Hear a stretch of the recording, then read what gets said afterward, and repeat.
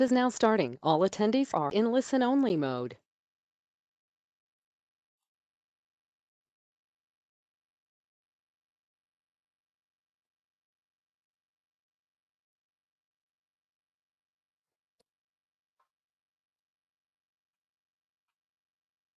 Good evening, everybody. I hope you can all listen to me. I'm just testing it right now. We have still 1 minute good to go. I hope you can view the screen, the slideshow. Let me check it. Yes, probably you.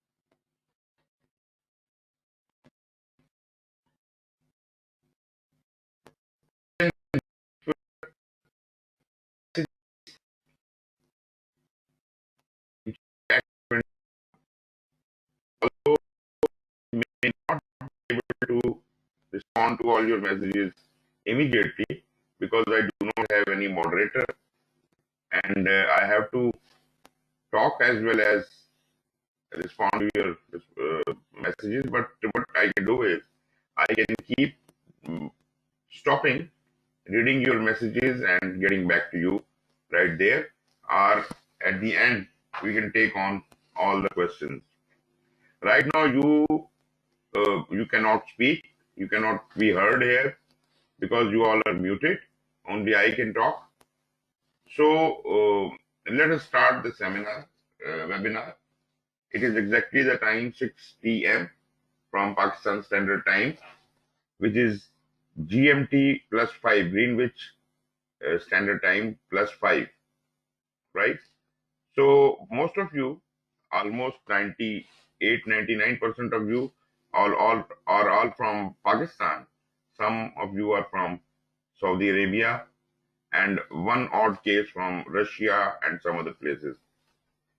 Right. I have uploaded some of the important handouts in the document section, in the handout section. There are about four or five documents there. You can always download them.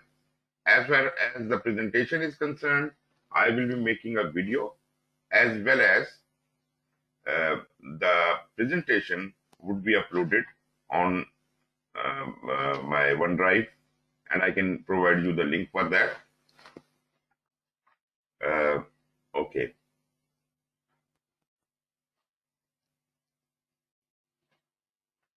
Introducing myself, my name is Suhail Iqbal, and I am PMI Authorized Training Partner Instructor, as well as I am one of the oldest trainers in project management in Pakistan.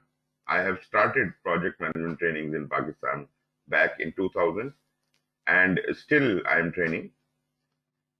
I have to talk about a lot many things regarding this change in exam and the trainings being provided by various trainers in Pakistan. Are they legal? Can they provide this training? Is the training being provided is correct? Is it all right? Will it help you to pass the exam and all these issues? And especially, what are the changes into the new exam? I represent my company, which is SysComp International Private Limited, which was the very first company in Pakistan back in 2000 to conduct the first PMP training in Pakistan. We had been registered education provider for quite some time, and recently we have joined hands with Consec Incorporated, Canada, Toronto, Canada. Consec Incorporated is our sister organization in Canada, and they are premier authorized training providers of PMI and we are therefore the only authorized training providers in Pakistan.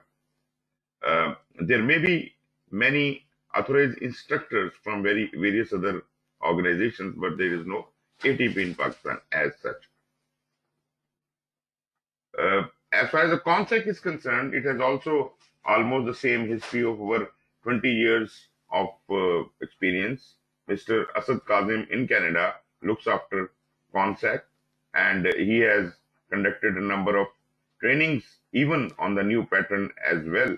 And he has been in the business of project management trainings for as long as I had been in the SysComp. Okay, let me move on to what we are going to be covering. I will stop and see if everything is all right and if you can really listen to me. So please, you can leave messages immediately and I can know what is happening. Is it the message is being conveyed? Is there any problem in this webinar? So I will welcome any comments right now. Yes, please.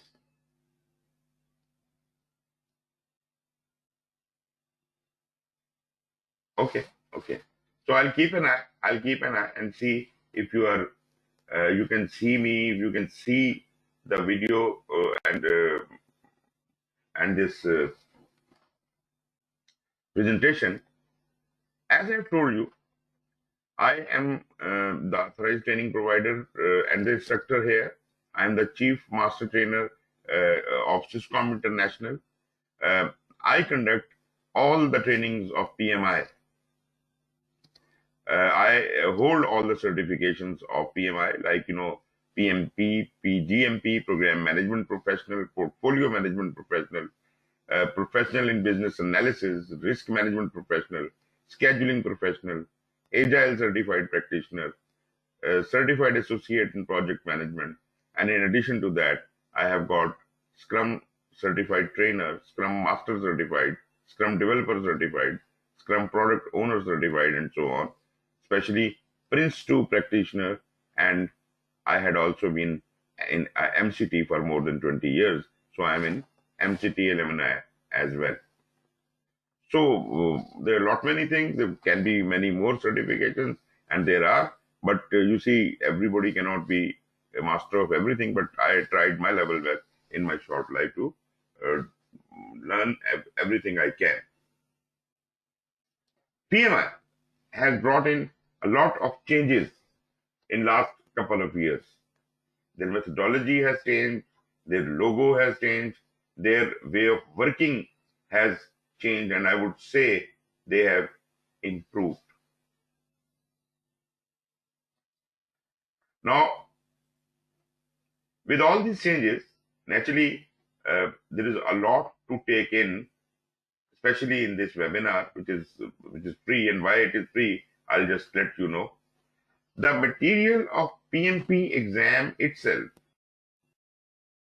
is too much. 5 days or 35 hours of PMP training is all filled with the material of its own. And these introductory discussions, like what is inside the exam, what is outside the exam, and all that, this takes a lot of time. So what I have done is I have separated this portion as a module 0, which is about PMP. What is PMP? What is included? What was included earlier? What is the change and all that? What is the content and everything? Discussion about these things has been included into this webinar, and I am providing this information free of cost to you. But the actual matter you need to prepare for the PMP exam would be part of our regular paid PMP exam prep course, which we are starting from 8th of March. Right.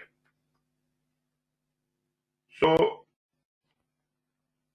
what are we referring to? We are going to be referring to all the guides and standards of Project Management Institute.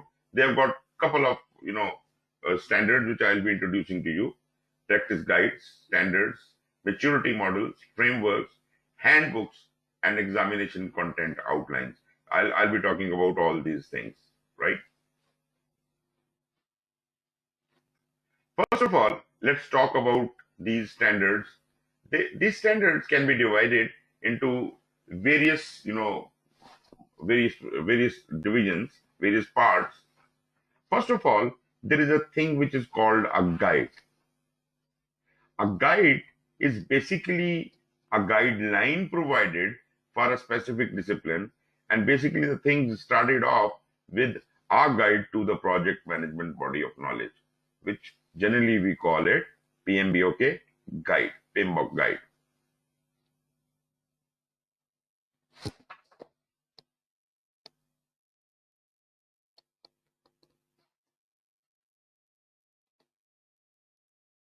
I am sorry for the disconnection of the audio.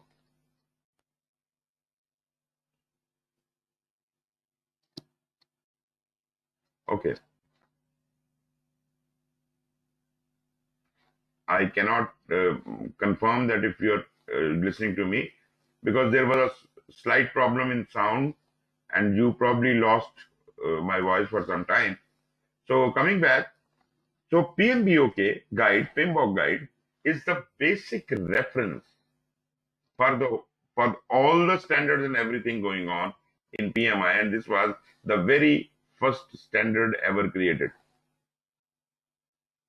PMI was formed in 1969, and it was as late as 1996 that PMBOK guide, the first version of PMBOK guide, the first edition of PMBOK guide came into existence. But after PMBOK guide was established in 1996, then it has been a routine to come up with new editions after every 4 to 5 years.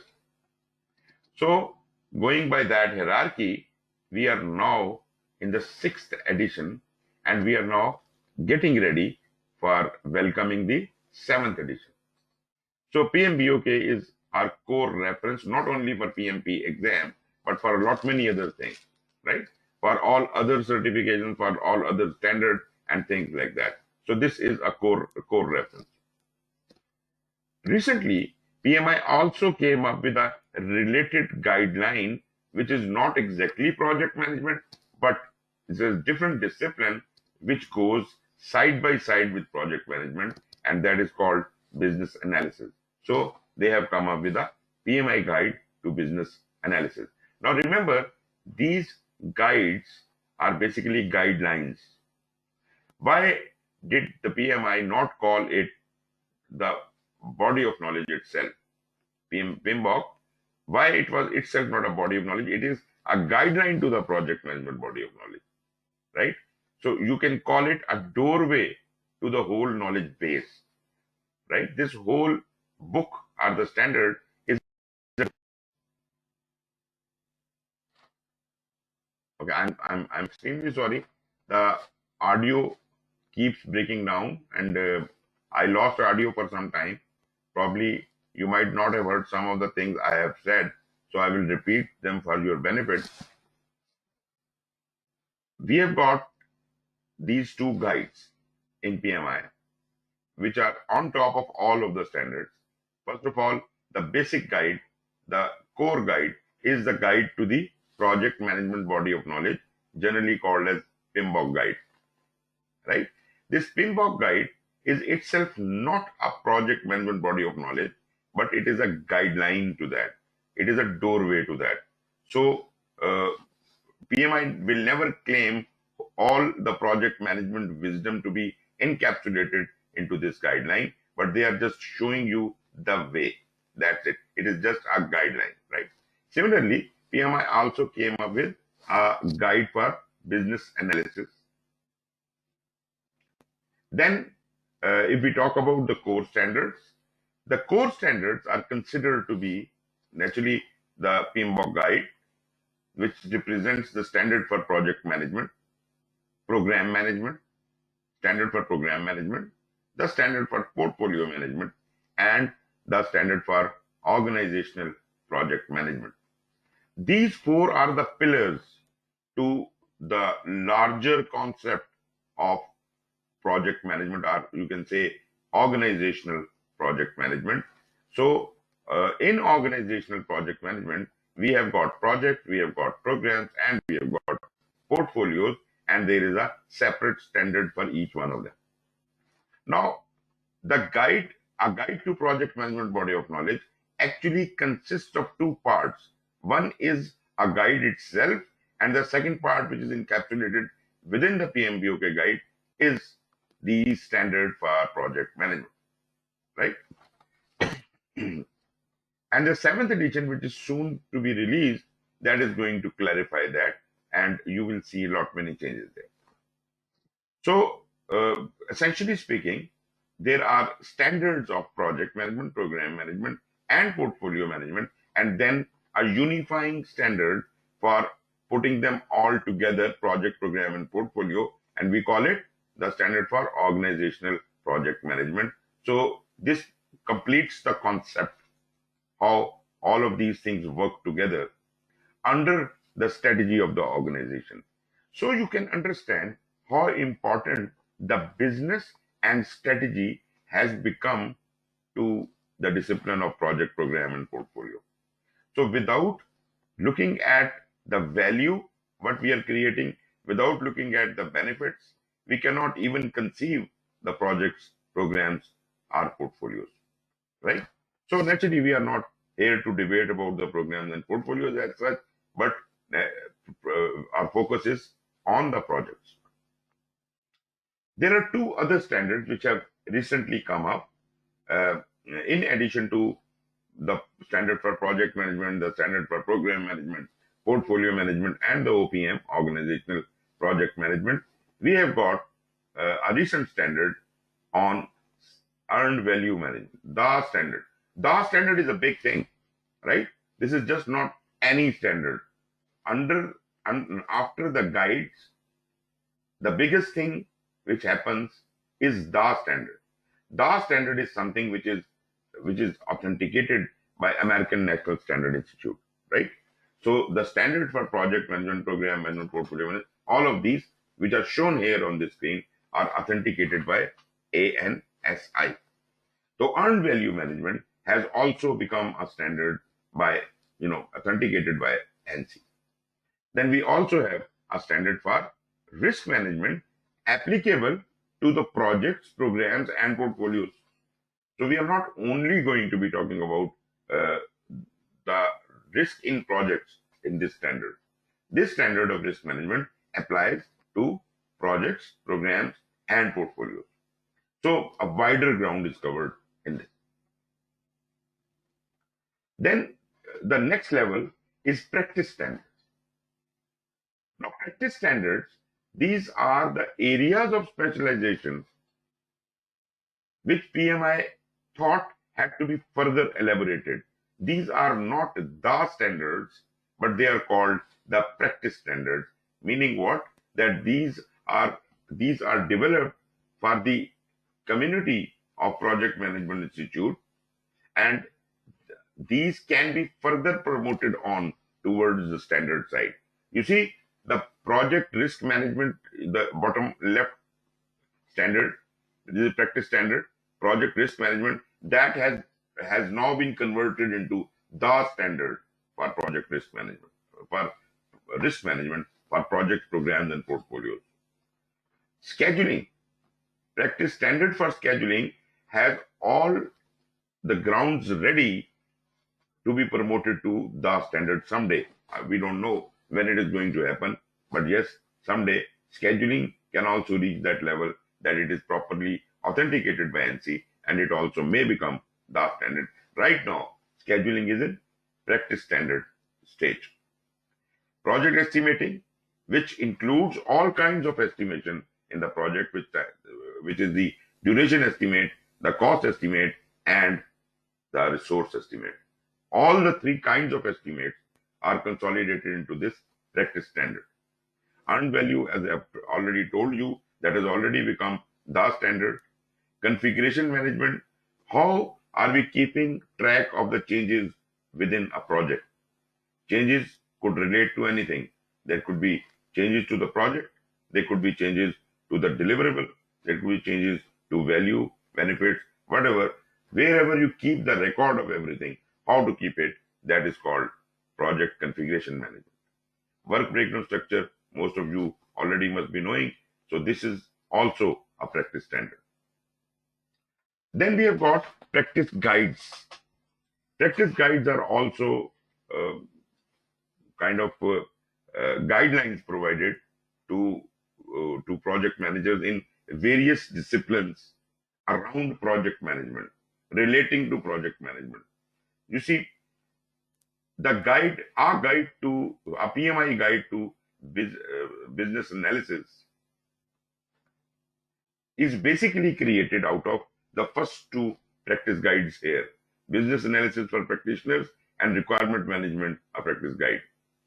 Then the standard for organizational project management and all other project program and portfolio, they actually grew out of the practice guide on governance of portfolios, projects and programs, and implementing the organizational project management.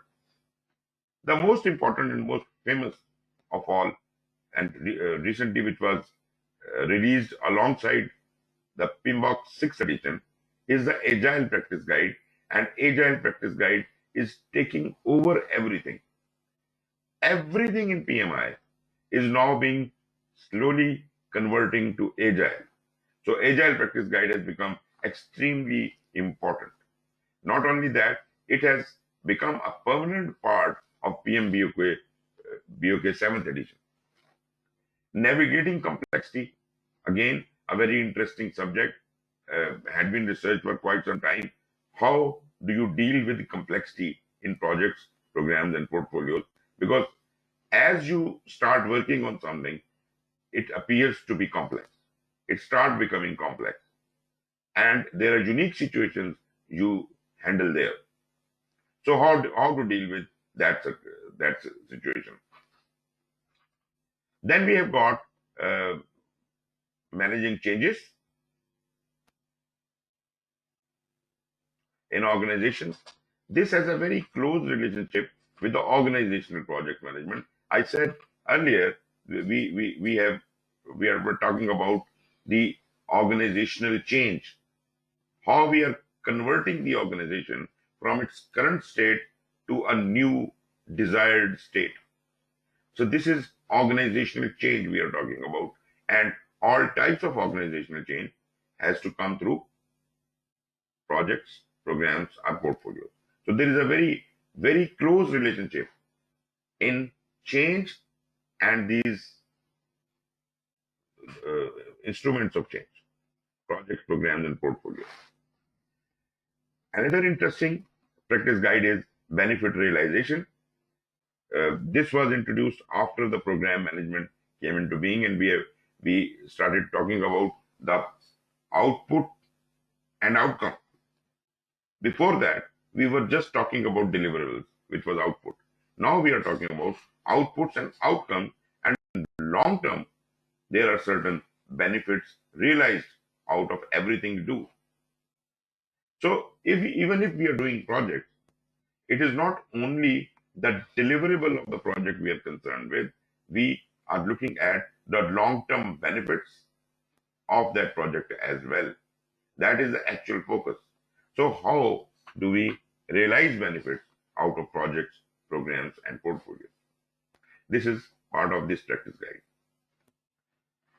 Then we have certain extensions to PMBOK, and they include like construction extension, anything beyond the generic project management guidelines are concerned.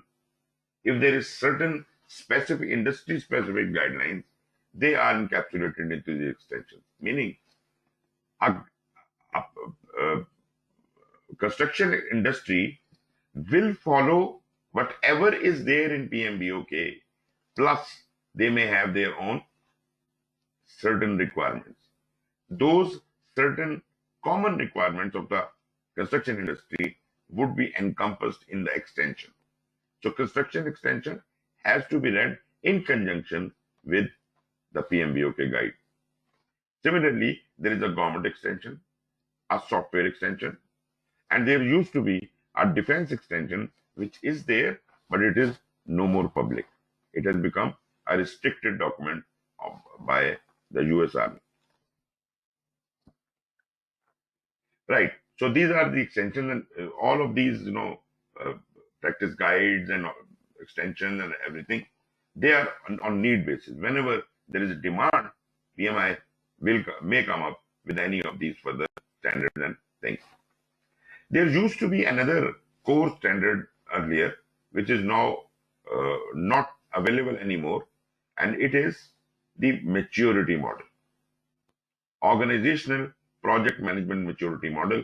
Actually, PMI created this maturity model to assess how well an organization is following the project program and portfolio guidelines. And there was a mechanism to assess an organization. Once this mechanism was established, PMI outsourced this to an auditing firm. And this is no more a PMI standard now. This is not not available as a standard by PMI. Rather, I would not like to call it a standard, because this is a maturity model. Maturity model is much bigger than a standard, right? This is about the organization, how its maturity can be assessed and improved.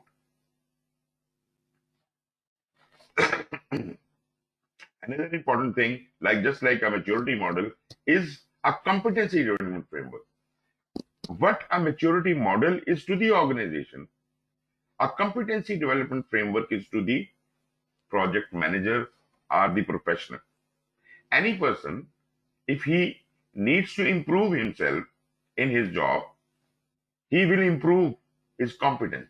He will develop certain competencies which are required for the job. So this is the framework. This is the document through which you can assess yourself as an individual. How competent are you in doing your job? So as far as the project manager is concerned, this is project manager competency development framework. And the interesting part is that this is the whole new exam is now focused on the competency development framework. You are not to be assessed for how well you do project management, but what results you produce, which are expected to be produced by a project manager. This is what the project manager competency development framework means. But naturally, we'll talk about this a little more, and you will understand what I really mean. Then there is another standard which is called the Pmi Lexicon. This is the glossary of all the standards, all the guidelines, standards, practice guides, so on and so forth. The terminology being used in any of the standards by PMI has been put into one single common glossary, and that is Pmi Lexicon. So if you have any doubt, you can always refer Pmi Lexicon. Although every standard or every document has its own glossary at the end of the book, but this separate one book, Pmi Lexicon, is the common glossary for all. So what we have talked about for business analysis, we have got the PMI guide to business analysis for practitioners, and requirement management, a practice guide. Similarly, for earned value, we now have the standard for earned value management, and we had used to have a first and second edition of practice standard for earned value management. As far as the organizational project management is concerned, we do have a standard for OPM, but we also had practice guides on implementing organizational project management and the governance of portfolios, programs, and projects. You see, the related subjects have been grouped together here. So you see, there's a lot to learn. There's a lot of knowledge. So why I'm showing you all that is that PMI is not about PMBOK alone. With the new exam, the importance of PMBOK guide has been reduced. You are not only to focus what is there in the PMBOK guide, but you are now supposed to consult many other references, right? So you can't complain that this is not in PMBOK, then how can it be in the exam? Your exam could be from anywhere. So please stop following the PMBOK alone. You have to study a lot many things. Not only all of these standards can help you, but beyond these standards, other latest books by famous authors written on the subject of project management are important for you to pass the PMP exam. So if anybody has an idea that PMBOK can get you through, or many people say that Rita Mulcahy's book is very, very nice. Even if we don't read just reading Rita Mulcahy's book, I strongly agree with it, especially in the new environment. Okay, this was about the standards. Coming over to the handbooks and the examination content outline. For every certification PMI has got, you will find at least 2 documents available. One is called a handbook and the other is called examination content outline. Here I am going to be discussing with you 2 certifications because they have, they are both somehow based on PMBOK guide. One, CAPM, is for little less experienced people, fresh from the university or college, and PMP is for people with at least 3 years of experience. So let's discuss these 2 certifications here. As far as the certifications are concerned, every certification, all the 8 certifications of PMI, all have got a handbook. Handbook explains what to do, how to apply for the exam, and things like that. And that is all given in this handbook. So everything you need to know about applying for the certification, sitting in the exam, and maintaining this certification is all given in the relevant handbook. Let me show you a little bit into the handbook. And then we have got the other important thing, which is called ECO in short. ECO means Examination Content Outline. This is the most important document.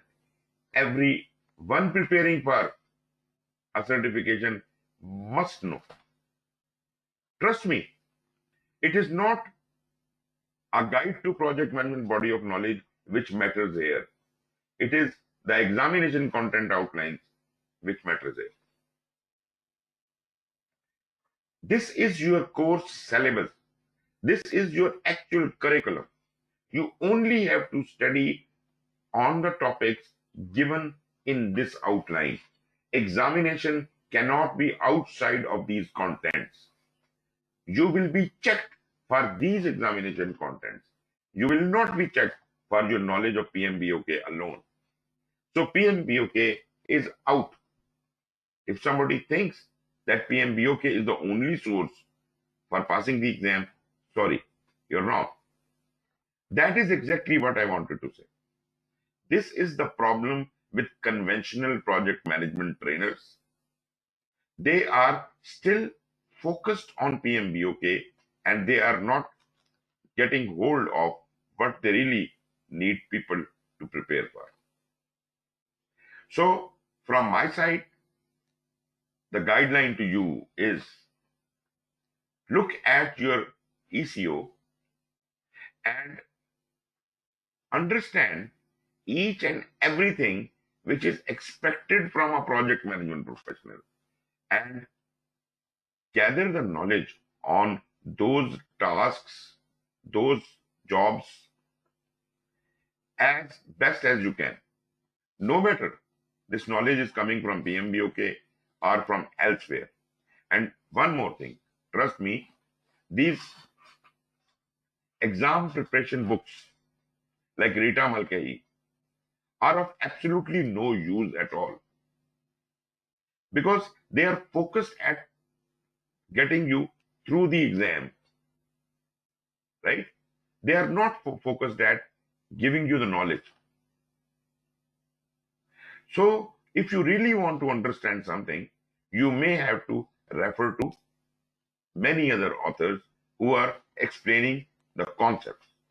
You should be conceptually clear. You should not only be cleared for a specific pattern of exam, because pattern of exam keeps changing. But the concept you have got will not change. Anyways, similarly, CAPM has got its own examination content outline. CAPM examination content outline is more glued to what PMBOK is. So CAPM is explicitly about PMBOK guide, whereas PMP is no more about PMBOK guide. I'm not saying that PMBOK guide has become useless, not at all. You still are supposed to study and understand it, but at the same time, do not expect that you will be tested only on your knowledge of PMBOK guide. I hope I'm making myself understood. Okay, then comes the PMI credentials, PMP and CAPM. I'll not talk much about CAPM. Let us only talk about PMP. And even PMP, I will not waste a lot of your time, because most of the things are given there in PMP Handbook and CAPM Handbook. Generally speaking, this is the PMI credential lifecycle for any of the certifications PMI has ever come up with. I have told you 8 certifications. So all of the 8 certifications, they come out of this cycle, PMI credential lifecycle. First of all, they have the market research. Whenever there is a need in the market or somebody is asking too many questions about a certain subject, PMI feels that there is a need to research the market of judging whether a new certification or a new discipline is required to be tested or not. So they would hire a third party and do a market research, a kind of a survey globally. Remember, globally. This cannot be only a survey conducted in USA or Europe. This has to be a global survey of professionals. So this is generally conducted from 3 to 7 years. It may take this much gap. In this survey, the market need is identified, and the skills, the task and knowledge which is expected to be held by the project manager in demand by the market, those are noted, right? This is very important point I'm making here. The skills, the knowledge, the task, the job task, they also call it job task analysis now, JTA. So what a project manager should know, what jobs he need to do, what tasks he must be expert in, what skills and competencies he must have. This is all jotted down in this JTA. And this JTA becomes the base for establishing your examination specification. Means what? Your ECO is based on this. Trust me, I'm repeating it time and again. Your examination content outline is not based on PMBOK guide at all. It is not based on PMBOK guide, although PMBOK guide is definitely a source of knowledge. It is a referral. But, if market today wants a project manager with wings, PMBOK does not tell you how a project manager can grow wings. It is a very good example of Agile being introduced. Agile is like a project manager with wings. But PMBOK did not cover it, but the market demand suddenly showed us that such Agile project managers are needed.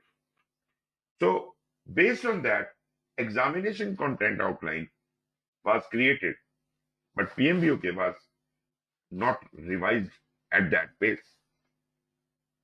But the market was asking such kind of project managers, and therefore the exam was changed.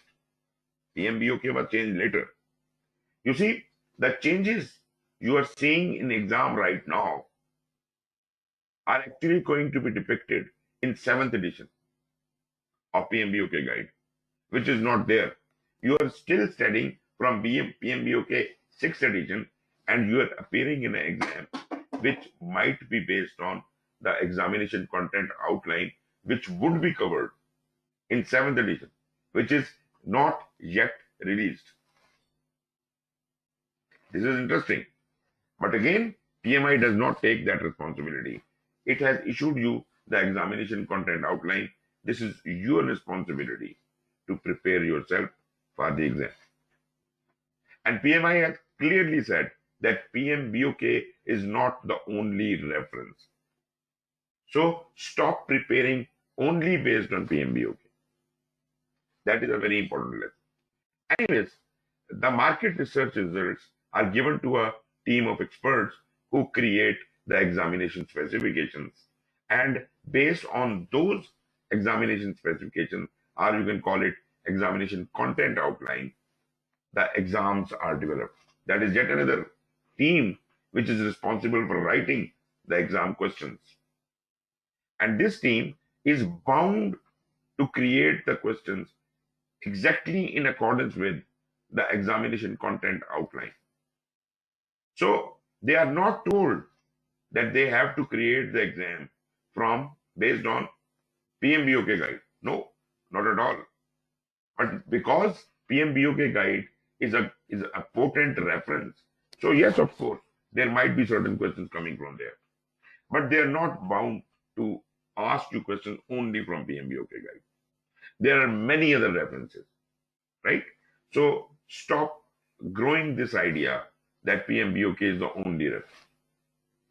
Anyways, exam has been developed. Now, a new certification, which has gone through these steps, would then be piloted. Whenever a new certification is introduced, first it is piloted.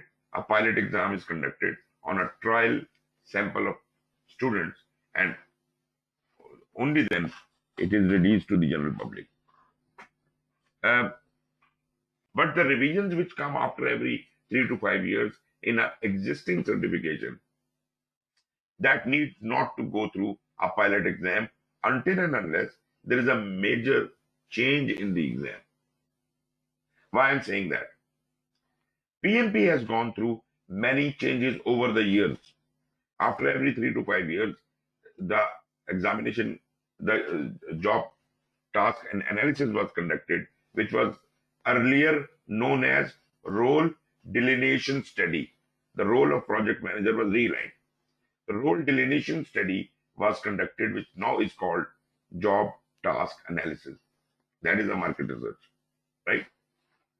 So based on that, PMP exam has changed many times, right? But we have never conducted the pilot exams before. Only the very first time when PMP exam was introduced back in maybe it was 70s. It is also very interesting because PMBOK guide, the first edition, was published in 96, but PMP exam started in 70s and 70s. So M70s to 96, there was no reference whatsoever. So from where these people were studying?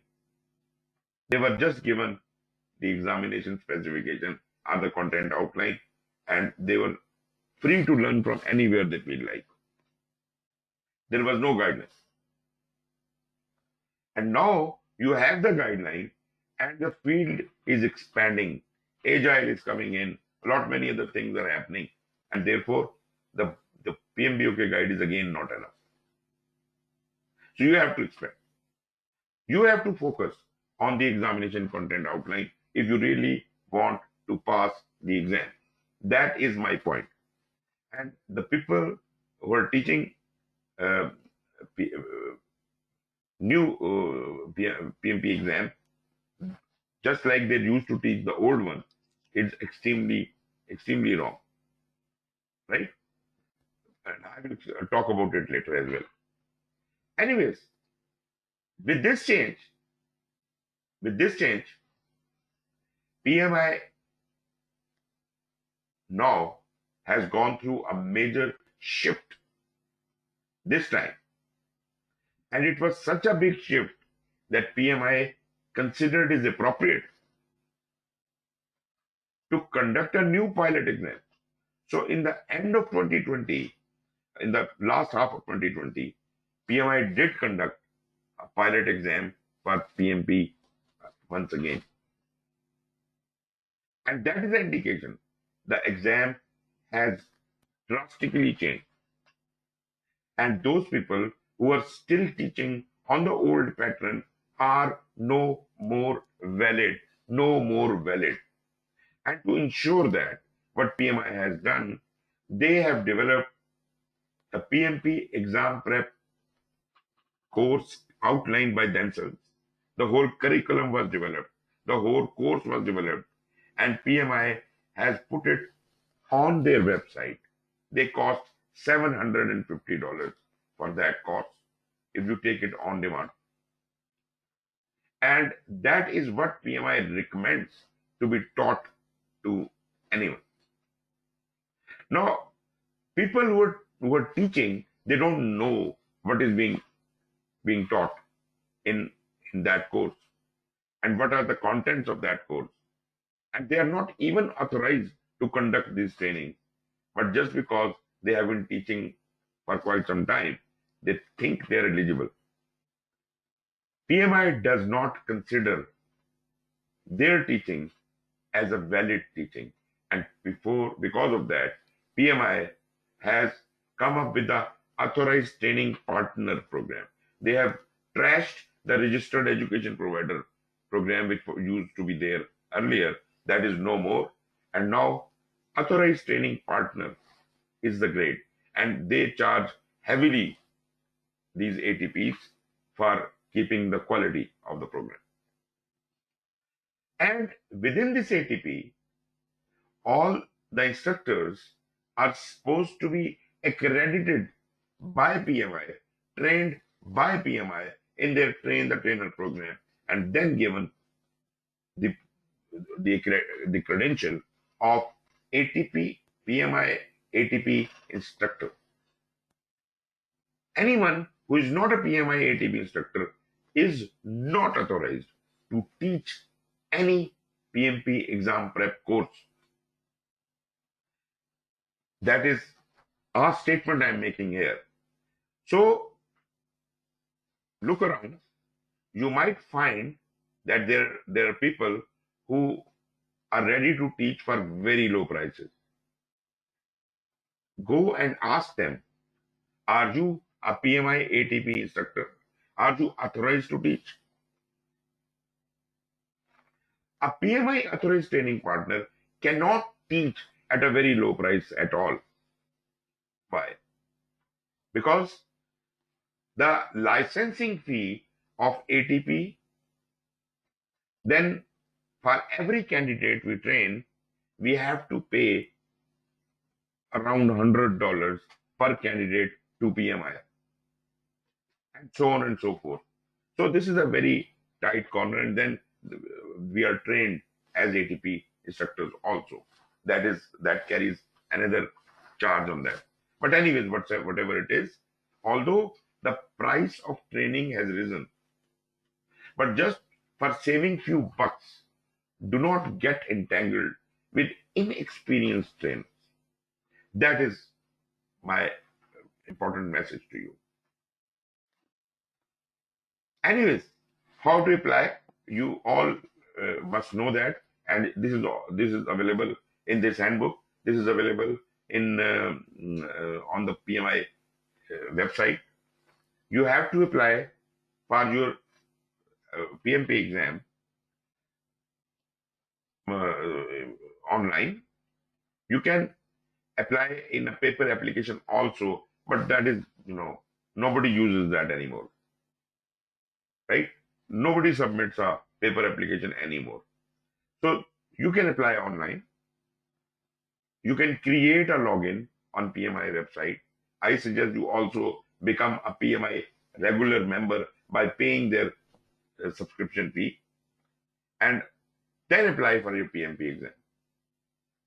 When you start your PMP application, or for that matter, any certification you want to do, when you start that application remains open for 90 days. For 90 days, that application will remain open, meaning what? The application is very long. You can't fill it in one sitting. So you are allowed to save it and go back. And you can come back again and restart from where you left. So for 90 days, you can keep doing that and complete your application. But it is not a job of 90 days. If you are really serious, it is just a job of 3 to 4 sittings. You can fill it. And that is also when you don't know what are the next questions that application is going to ask you. If you already know that, then you can gather all that information together and just do the whole application in 15 to 20 minutes. That's all. Normally, why we can't fill it all together? Because we don't have all the information at one place. Therefore, we have to go back and collect the information and then do that application again. Anyways, once you have completed all the requirements of the application, you submit the application maybe in 4 or 5 days, or 10 days, or 15 days. Once you submit this application, and before you submit the application, be sure that you have provided all the true information. I'm not saying that you only 10% applications are audited, so you may lie. No. Auditing is another subject, but why should you lie? Even if your application is not audited, as a good human being, as a Muslim, as a person of integrity, why should we lie? I have heard many people saying that, we have seen many people who are not really qualified to sit in the exam and they have passed. So, what is good about it? There is nothing good about it. You must report against such people to PMI as if their certification is recalled, rather than following their footsteps. So, do not adopt the wrong path. If something is wrong, consider it wrong. Anyways, once you have submitted the application, you have assured that whatever you have filled in is true to the best of your knowledge, you submit the application online. Within 5 days, PMI will get back to you with application completeness review. And that is, well, we have received your application. It looks complete. It's okay, right? That does not mean your application has been accepted. That just means that your application has been received. Then start the audit process, right? Now, there is a little confusion. Sometimes they used to ask for payment first and then the audit. Nowadays, they are doing the audit first and then asking for payment. But anyways, whatever it is. So, as I said, at random, 10% applications are picked for audit. And those 10% applicants are contacted and they are asked at random to prove their certain credentials. And for those specific 2-3 credentials they have to certify, they are sent transcript forms. Like, you are applying in an international university and they will send you certain transcript forms. They are forms of that organization, that university. Similarly, PMI will send you their transcript forms. And on those transcript forms, you have to get them filled by those, your previous job, your companies or your university or whatever, and get authentication from the person concerned, especially the person you have written as a reference, and email and phone number was provided in your application. That is the person who is going to be filling that form. So these transcript forms, you will be given 90 days to fulfill the audit requirement and send it back to PMI. Now, this is just if you're already prepared, you did not lie, and you know the people are in easy access, then it is just a job of 5-6 days. So you get those things signed by those people in sealed envelope, because you are also not supposed to see what they write. So those sealed envelopes, you collect them and you send them by post, not scanning them or sending them to PMI by email or some other electronic media. No electronic media. Those sealed envelopes into a package, they are to be sent, that package, to PMI within 90 days. Once they receive your packet, within 5 to 7 days, they will review it and they will intimate you whether your audit has passed or failed. And once your audit is passed, then you will be asked to make the payment for the certification. Now you pay the certification fee, and from the date of your acceptance, you would be given 1 complete year to appear for the exam. 1 complete year. In this 1 complete year, you actually can appear 3 times, not more than that. I'm sorry if there is some mismatch between my voice and my video. This is due to the network. It shouldn't be there, but can't help it. Anyways, what I was saying is your approval of the application is valid for 1 year. You can appear in the exam, and if you fail and you want to reapply, you don't have to go through the application process again.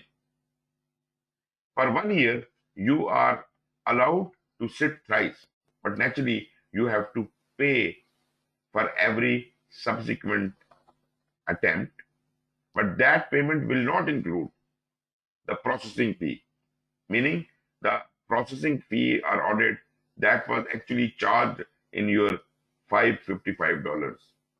Now you don't have to pay $555. There's about $300 you have to pay for every subsequent attempt, right? So, but you can't make more than 3 attempts in this 1 year. And you take the exam.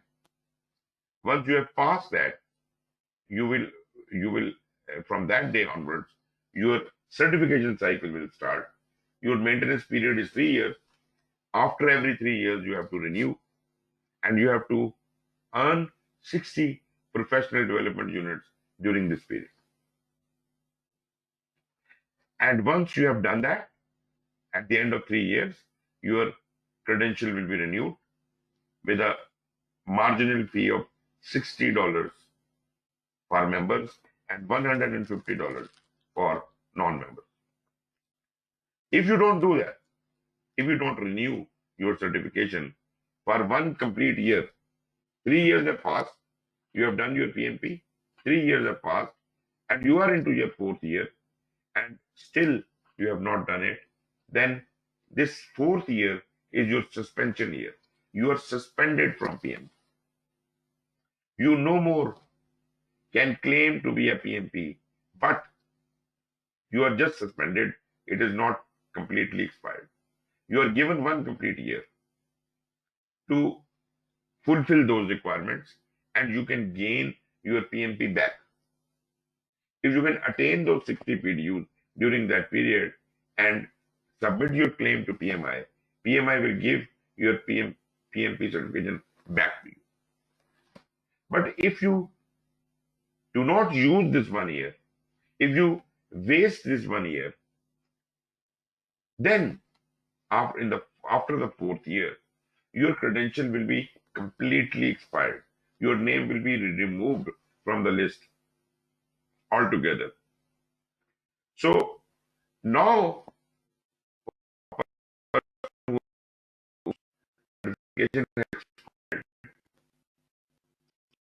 now if you want to be a PMP again, you have to go through the whole process yet again.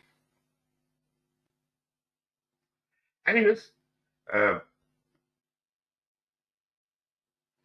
this is the story about how you apply to the certification. Exactly the same kind of story is for CAPM. As I talked about the job task analysis, they keep changing the period, 3 to 5 years, 5 to 7 years, whenever they feel there is a change in the job requirement. So it is conducted, say 3 to 7 years. Third party conducted, I've talked about it all. So basically they are trying to determine what kind of project manager professionals are required in the market. And based on that, the people will be tested in future. And that is a very, very interesting theory. The candidate for PMP credentials will perform their duties under general supervision and are responsible for all aspects of the project for the life of the project. This is what is expected. These are major expectations from a PMP, that he can handle a project alone or in minimal supervision. He can lead and direct the cross-functional team to deliver projects within the constraints of schedule, budget, and scope.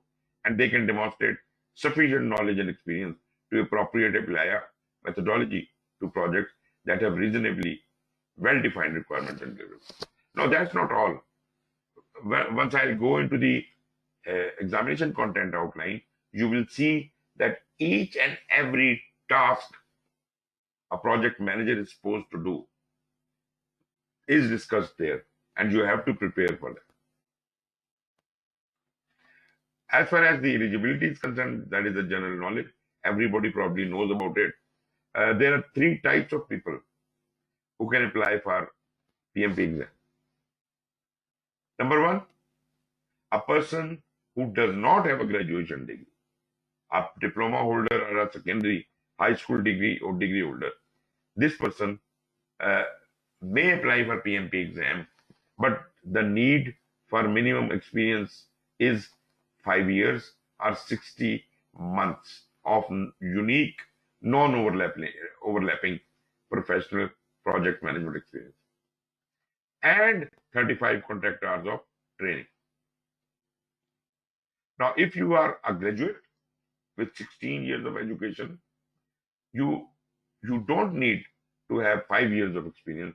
You just need to have 3 years of experience, which is 36 months. And the 35 contract hours of formal education, this requirement remains the same. Now, if you are already a CAPM, you do not need to have 35 hours of contract hours. So those of you who are already a CAPM and they want to go for PMP, they don't need to have the project management education requirements fulfilled. All others must must attend a course of around 35 contract hours. Now there is yet another category. These are those graduates which are from the global accredited education accredited program, global accredited program from PMI. So those universities, which Pakistan has no such university which has these credentials, and there is no GSE in Pakistan. But there are GSEs worldwide. If you have studied from any of the GSEs, then your requirement for experience is reduced by 1 year. So you just have to show 2 years of experience, 24 months of unique, non-overlapping professional experience, and you can go for exam. So if you are from a GSE university and you are a CAPM, what you need to do? Only 2 years of experience, nothing else, because you don't need the education. You already have that CAPM, right? You are a bachelor from a GSE, just 2 years of experience, and then you can go over. Anyways, this is just I'm explaining in a very broad term, but when you will start talking about it, then probably you will read each and every thing in more detail. When I say non-overlapping, that means PMI does not consider your overlapping experience. You may have been handling 2 projects at a time, but PMI will consider your experience of 1 project only. Say you had an overlap in project 1 and project 2, the overlapping period will be counted towards only 1 project. Even in your application, if you mention that you have done this project from January to December and another project from July to February of next year, then the overlapping period of July to December would either be counted towards project 1 or towards project 2. This cannot be counted towards both. Yes, if there is a little bit of a gap between your experiences, that is all right. But overlap is not allowed. As far as CAPM is concerned, that is pretty simple. You don't even have to be a graduate. You can just be a secondary school diploma holder with only 23 hours of contact information of education, formal education. You just have attended a course of 2-3 days from someone. You are eligible. You are eligible for sitting in the CAPM exam. So CAPM is pretty simple. Okay. PMP exam has 180 questions now. The system has changed. Previously, we used to have 4 hours, 200 questions.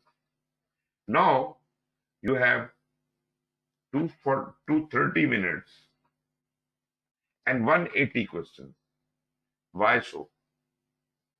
Basically, what PMI has done is, what is 240 minutes means 4 hours. They have included a 10-minute break in the middle of the exam. So when you go for the break, you have to complete the exam till that point. Because these questions which you have attempted before the break, you cannot edit them in when you come back. So this portion is done. So this 10-minute break is included, and therefore the number of questions have been accordingly reduced. Now you will be offered only 180 questions, and out of those 180 questions, only 5 questions would be test questions. But that does not matter to you whether it is a test question or not. The basic thing is that you are offered 180 questions. You don't know which of these questions are pre-test questions. So you have to pass out of 180. Forget about 5 questions. You have to pass from these 180 questions. And essentially, you have got just 230 minutes. Okay. Before you start the PMP exam, you will have a survey. But that survey you have before the PMP exam, the time, it is not included in your PMP time. This will take about 5 to 15 minutes.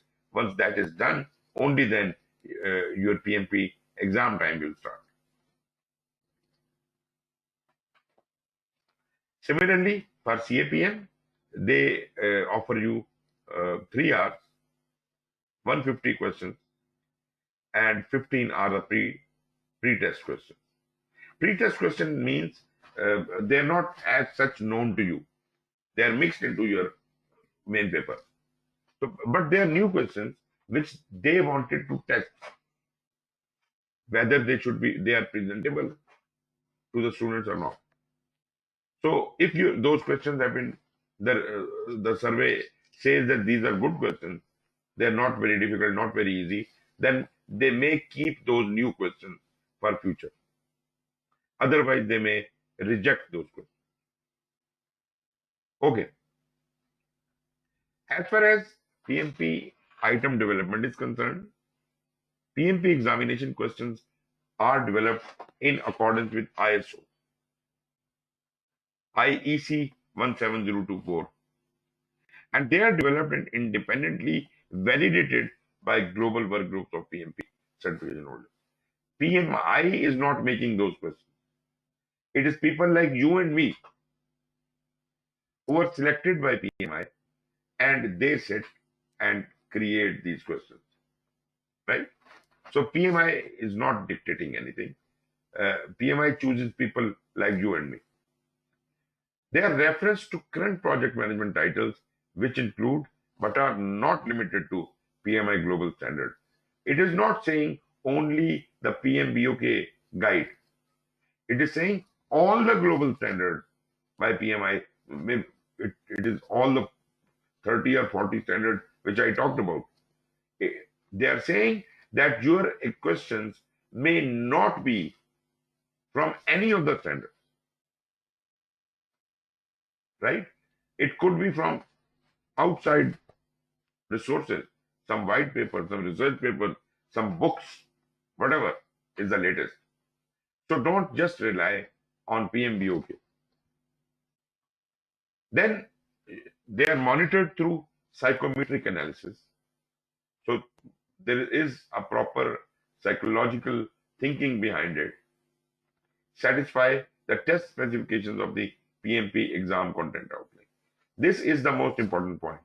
Your exam questions are based on the PMP ECO, examination content outline. It is based on that. So it is not based on PMBOK. Nobody says that. So the domains, tasks, knowledge, skills, etc. We'll talk more about them in our explanation of these topics. As far as CAPM is concerned, this is based on PMBOK.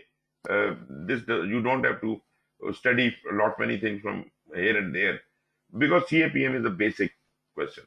This is not a professional level. This is a student level, right? So this is also psychometric, but the questions are basically a reference from a guide to the project management body of law. What about the fee? The exam fee for PMP exam is $405 for members, and for non-members it is $555. You can become a member already. The membership fee, the subscription per year, is $129. For first timers, it would be an addition of $10, becomes $139. And in addition to that, if you want to join any of the PMI local chapters, like I am in Islamabad, if I join the Islamabad chapter, I have to pay whatever their subscription is. But this payment is not made to Islamabad chapter by me. It is paid to PMI. So I pay those $20 to PMI. So that becomes $159. So whatever my payment is, I have to submit that. If I am a PMI member, then automatically my exam fee for PMP exam would not be charged $555, but it will be charged $405. Now, if I do not pass the exam in the first attempt, then what?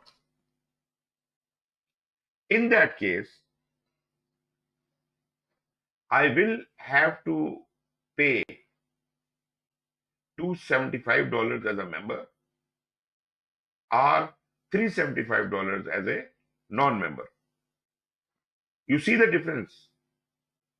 The difference is the processing fee. So the processing fee you have already paid for 3 attempts has been deducted. It is no more to be paid. Therefore, the re-examination fee is less than the first time.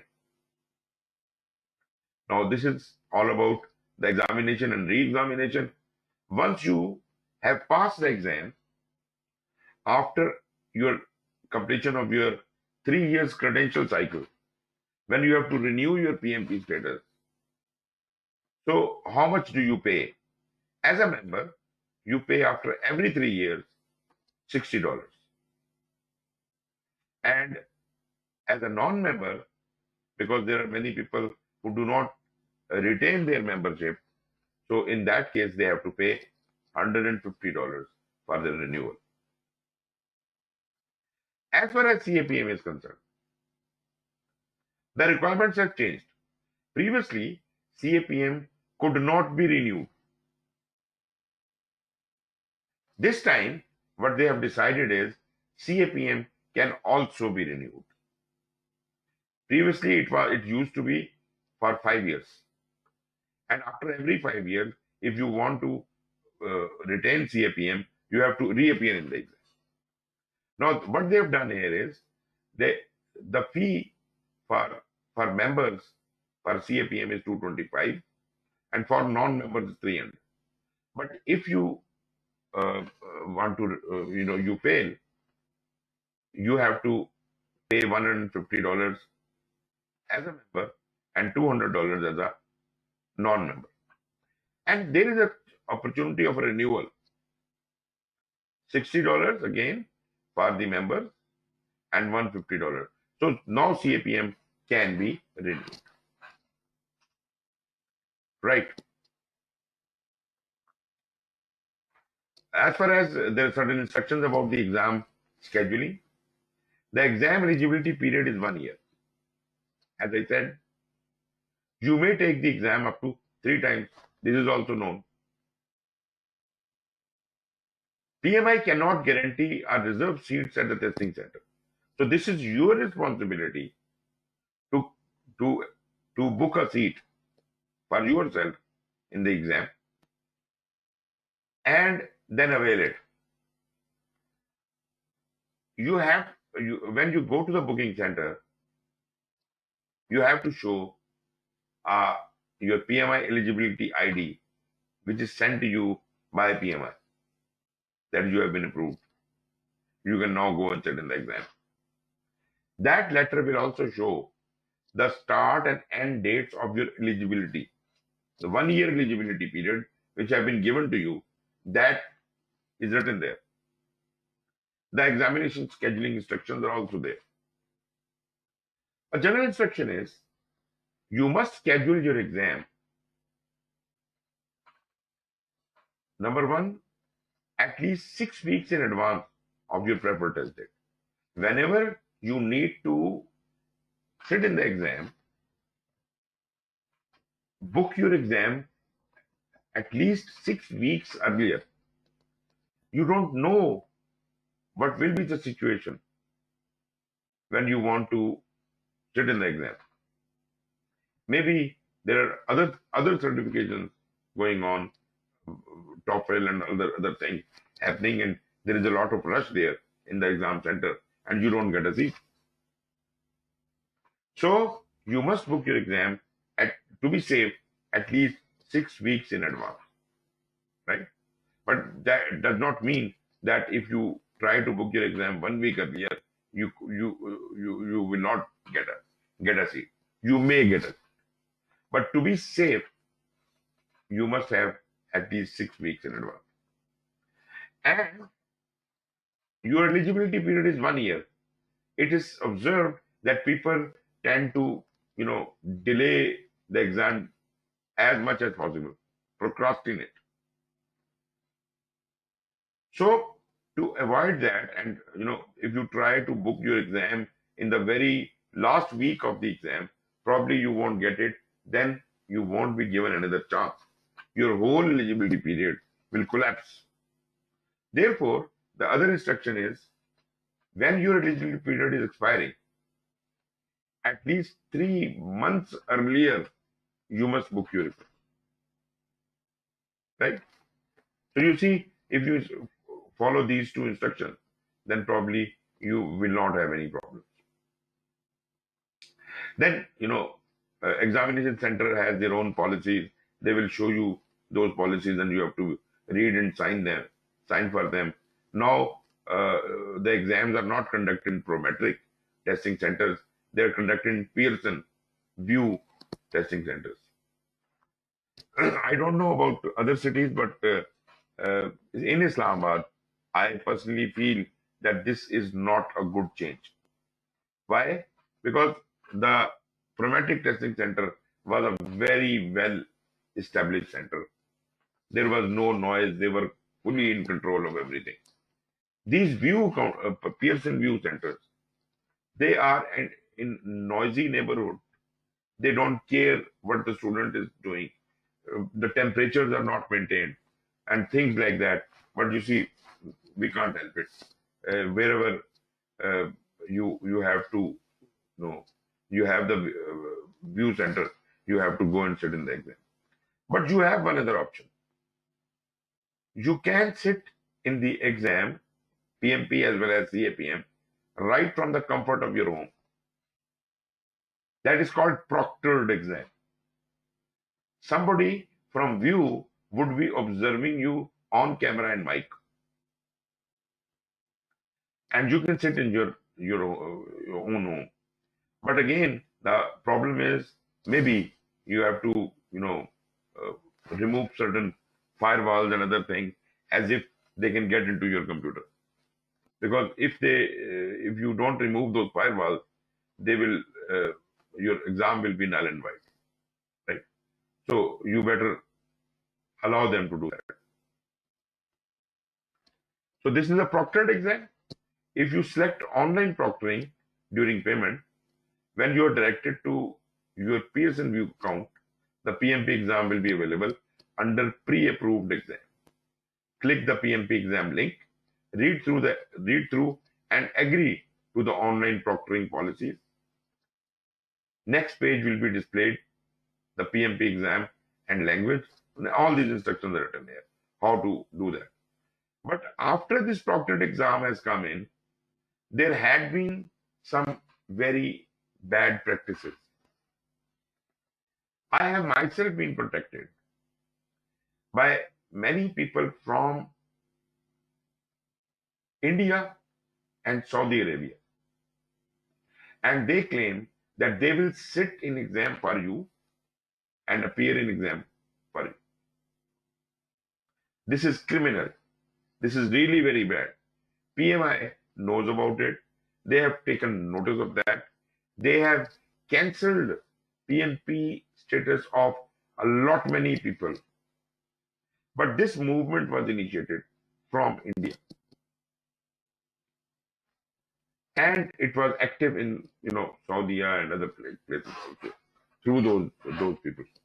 But anyways, I don't say that has been completely eradicated, but PMI has taken certain measures, and now it is not possible for anyone to sit in someone else's exam, right? So the proctor is going to be more, He will be checking your ID and everything. You can't really make anyone else sit in your. Okay. As far as the cancellation is concerned, if you want to cancel your exam, uh, number one, if you knew before the exam date, then the policy is that you should cancel exam at 30-day notice, 1 month earlier. If you cancel your exam 1 month earlier, you will not have to pay anything. But if within 30 days you want to change the exam, 30 days of the exam date, if you want to change the exam, you will have to pay $70. And that offer is good only till the last 2 days. In last 48 hours, if you want to change the exam, you have to pay full fee. That is one thing. So if you knew about it, then take action earlier than 30 days. And if you really have some problem, you couldn't inform earlier, then be ready to sacrifice $70. But beware that last 48 hours, if there are only 48 hours left, then you have lost it. You have to, submit everything again. Number two, what if you were scheduled to appear in the exam, but due to some emergency, you could not get there? So what will happen? PMI says that these are the situations in which you can be accommodated. If you have a medical emergency, if you are a soldier and you have a military deployment and you have to provide a proof for that, death in immediate family or illness in immediate family, or there is any natural disaster, with proof, you must get back to PMI within next 72 hours. PMI may give you another chance. If they are convinced, they will give you another chance. But remember, they have clearly mentioned within 72 hours following a missed appointment. If you delay it, then no matter how valid your reason is, you will not be entertained. Okay. And as far as exam security is concerned, naturally, you are supposed to take on certain identifications and all that. I'll not talk more about these things. Let us move on to the Ccr Handbook. Okay, let me check if there had been any comments so far.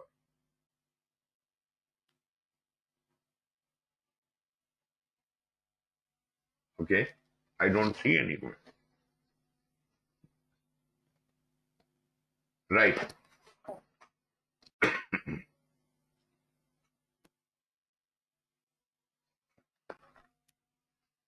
Okay, CCR is the continuing requirements. That is the 60 PDUs you have to get in 3 years after you pass the exam. I'll not waste a lot of time on this. I'll just quickly show you.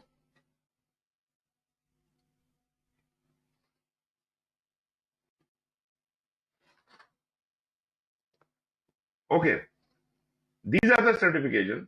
I hope you can see that. These are the certifications.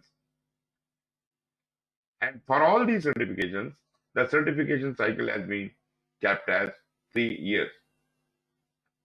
PDU requirements are written here. For PMP, PGMP, PFMP, and PBA, all of them require 60 PDUs after every 3 years. For ACP, RMP, and SP, the requirement is 30 PDUs in 3 years. But these are the specialized areas. So in your area of agile or risk or scheduling, you have to have experience of 30 hours each. And CAPM In 3 years, you have to just uh, acquire 15 PDUs. Now, these PDUs can be divided into two parts. One are the educational PDUs and other are called the giving back to the profession. Educational PDUs are you are attending a webinar, seminar, training, whatever. Any learning you are doing by attending some sessions, classes, any new thing you are learning, that would be included in education. And there is no upper limit to education. If you need 60 PDUs and you acquire all those 60 PDUs from education, from attending seminars, courses, and things like that, that is allowed. That is allowed. But there is a minimum requirement. You should at least acquire 35 PDUs from these learning activities. At least. But there is no bound. Nobody is stopping you from acquiring from education.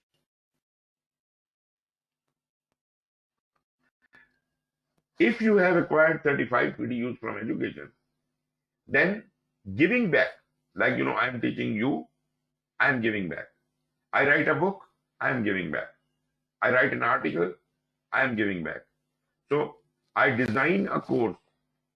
So all those things where I am creating knowledge, I am giving back to the profession. So giving back activities, I cannot claim more than 25 PDU in case of PM. Meaning, I cannot have all, I keep teaching all the time. So should I claim all my 60 PDUs from what I am teaching? No, not at all. Maximum, I can claim 25 PDUs from giving back. And minimum, I should have 35 PDUs from new learning.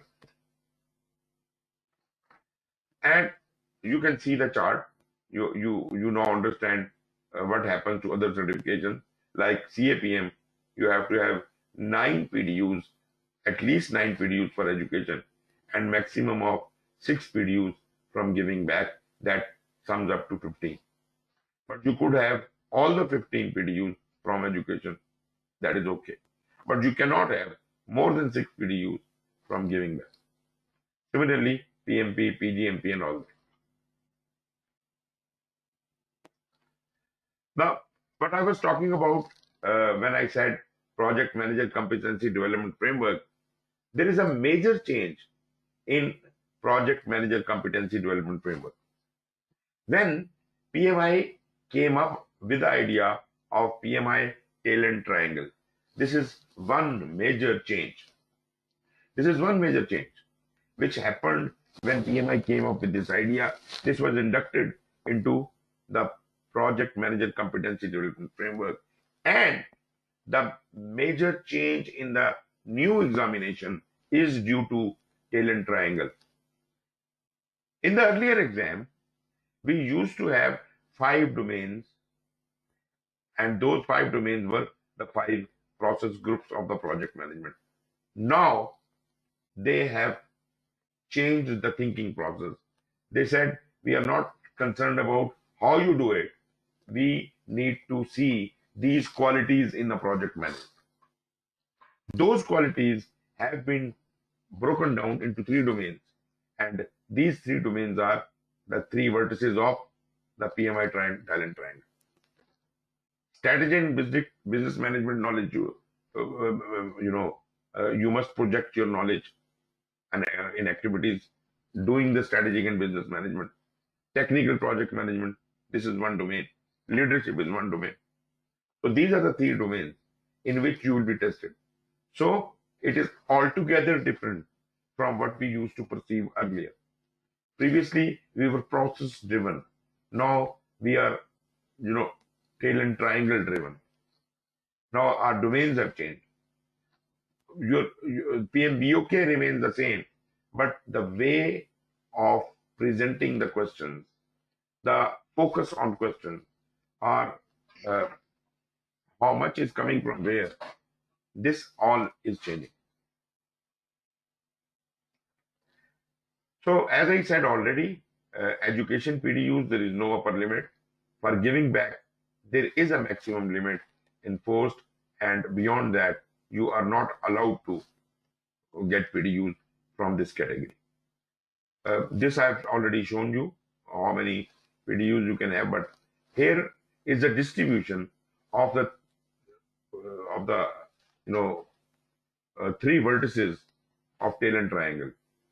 For PMP, out of the 35 PDUs, you are supposed to get from learning new things, education. It is mandated. 8 of them must be from the technical PDU. 8 of them must be from the leadership side, and 8 of them should be at least from the strategic PDUs. So that comes out to be 24 PDUs. Then you are still left with at least 11 more PDUs. This you can gain from any of these 3 vertices, right? So the minimum requirement is there for each one of these also. Technical, 8 PDUs, leadership, 8 PDUs, strategic, 8 PDUs, and then 11 PDUs from any one of these areas. This is how you can complete your 35 PDUs. But if you want to fulfill all the 60 PDUs and you have all the 60 PDUs in the strategic or the technical side, then you do not qualify. You have to have at least 8 PDUs in strategy, at least 8 PDUs in leadership, right? So this is how it is. So this is the distribution of the 3 vertices. Now, these 60 PDUs, as I was saying, in education, you have to have 35 minimum, 8, 8 and 8 from all the 3 areas, 11 remaining from any of the area. As far as the giving back is concerned, those 25 maximum PDUs can be gained out of voluntary, creating new knowledge, and working as a professional. Now, your work experience of 3 years is worth maximum of 8 PDUs. You can claim 8 PDUs for your 3 years of experience.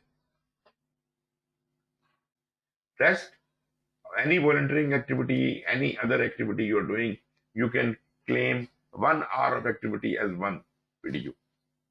But naturally, no more than 25 PDUs can be claimed. For those certifications like ACP, RMP, and SP, 30 PDUs, then the distribution is slightly different. And for CAPM, you have to have 2 PDUs from technical, leadership, and business each, and remaining 3 PDUs from any area, and 6 PDUs from volunteering, creating knowledge, etc. So this is a great summary which tells us exactly where your PDUs are coming from.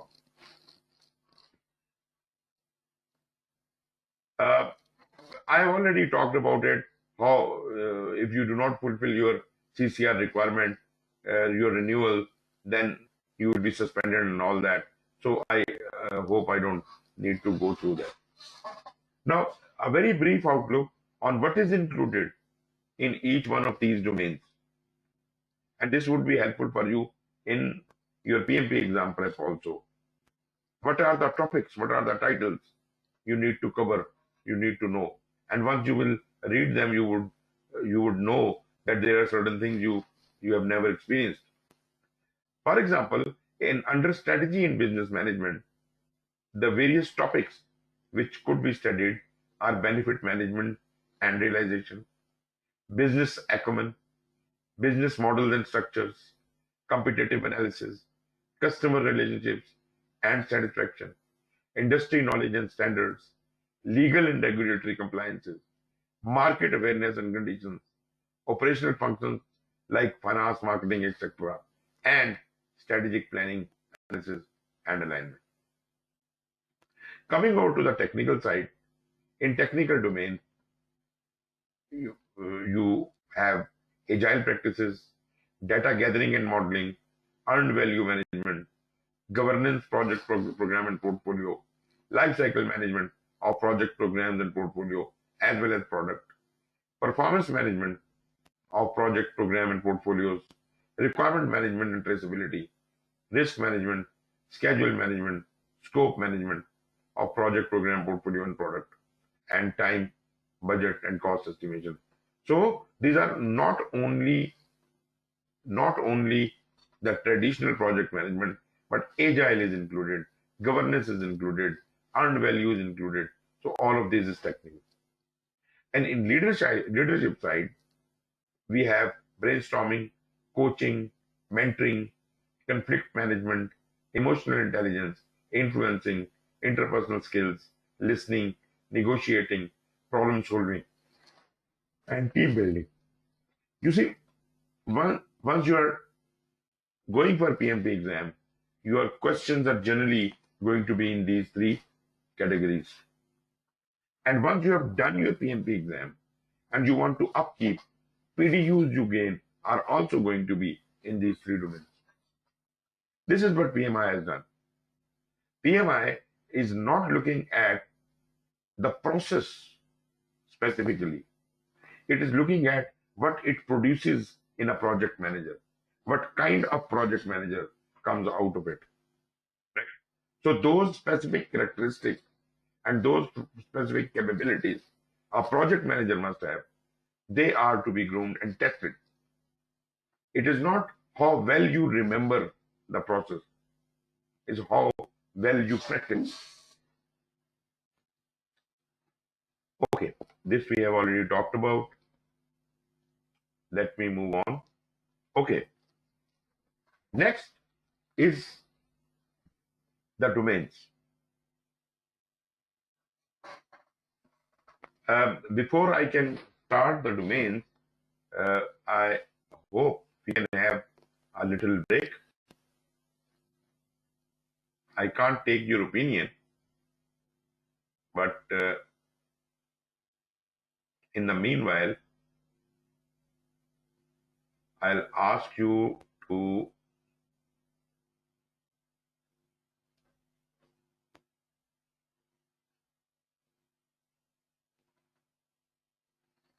I don't know how can you leave your chat, but I would appreciate if you can leave your messages if you are really able to listen to me. Leave your messages and maybe I can respond to you for a while.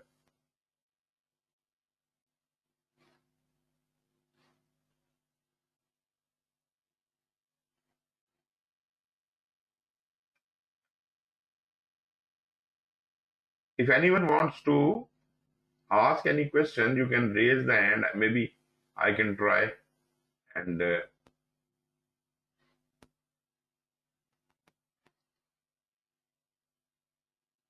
okay. Your audio is on. If anybody wants to talk, you can raise your hand.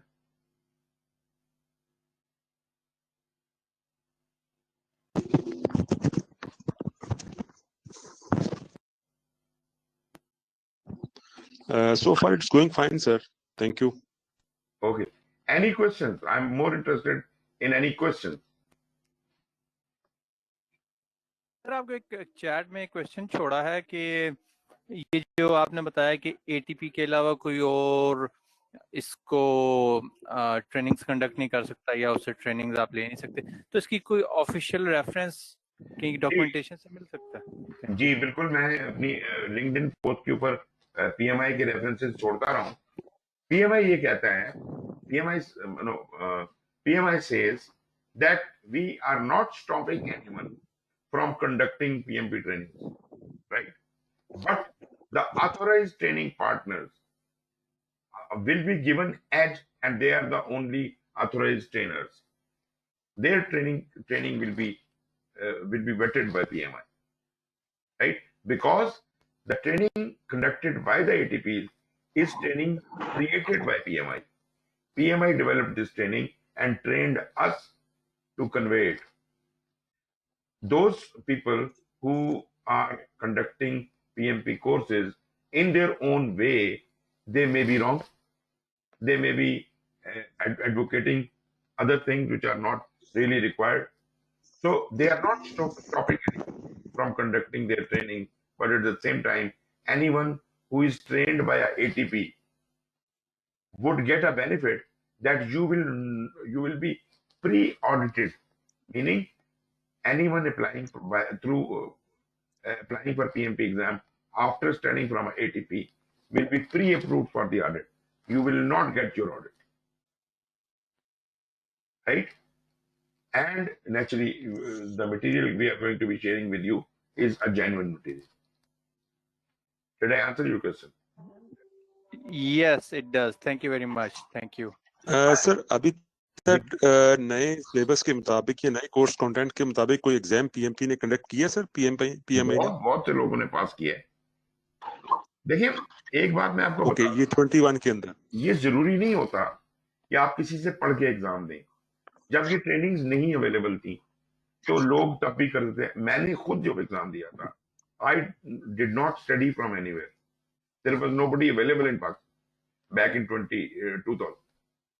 So I attempted the exam on my own, studying by my own self. Similarly, there are many people who are so enthusiastic that they have prepared so well by themselves and they have appeared in the exam and they have passed. Now, many trainers take the credit of that as well.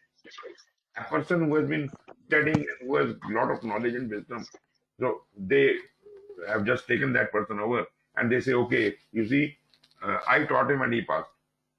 Anyways, I don't challenge that. Main thing is that you can appear in the exam by yourself as well. Nobody stops. And there are many people who have appeared in the first 2 months, January and February. May I ask the question now? Gigi? I have a question. I have basically 3 questions regarding the application. Gigi. The first question is, you have thoroughly explained that if application is picked up for the audit, then what is the procedure and approximately how long it takes.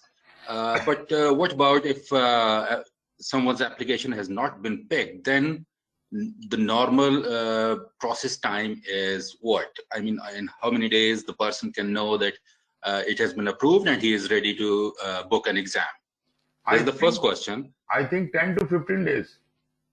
If you're not picked for audit, in 10 to 15 days, you're ready to go. Okay, great. The second question is about the eligibility criteria for the experience for a graduate professional.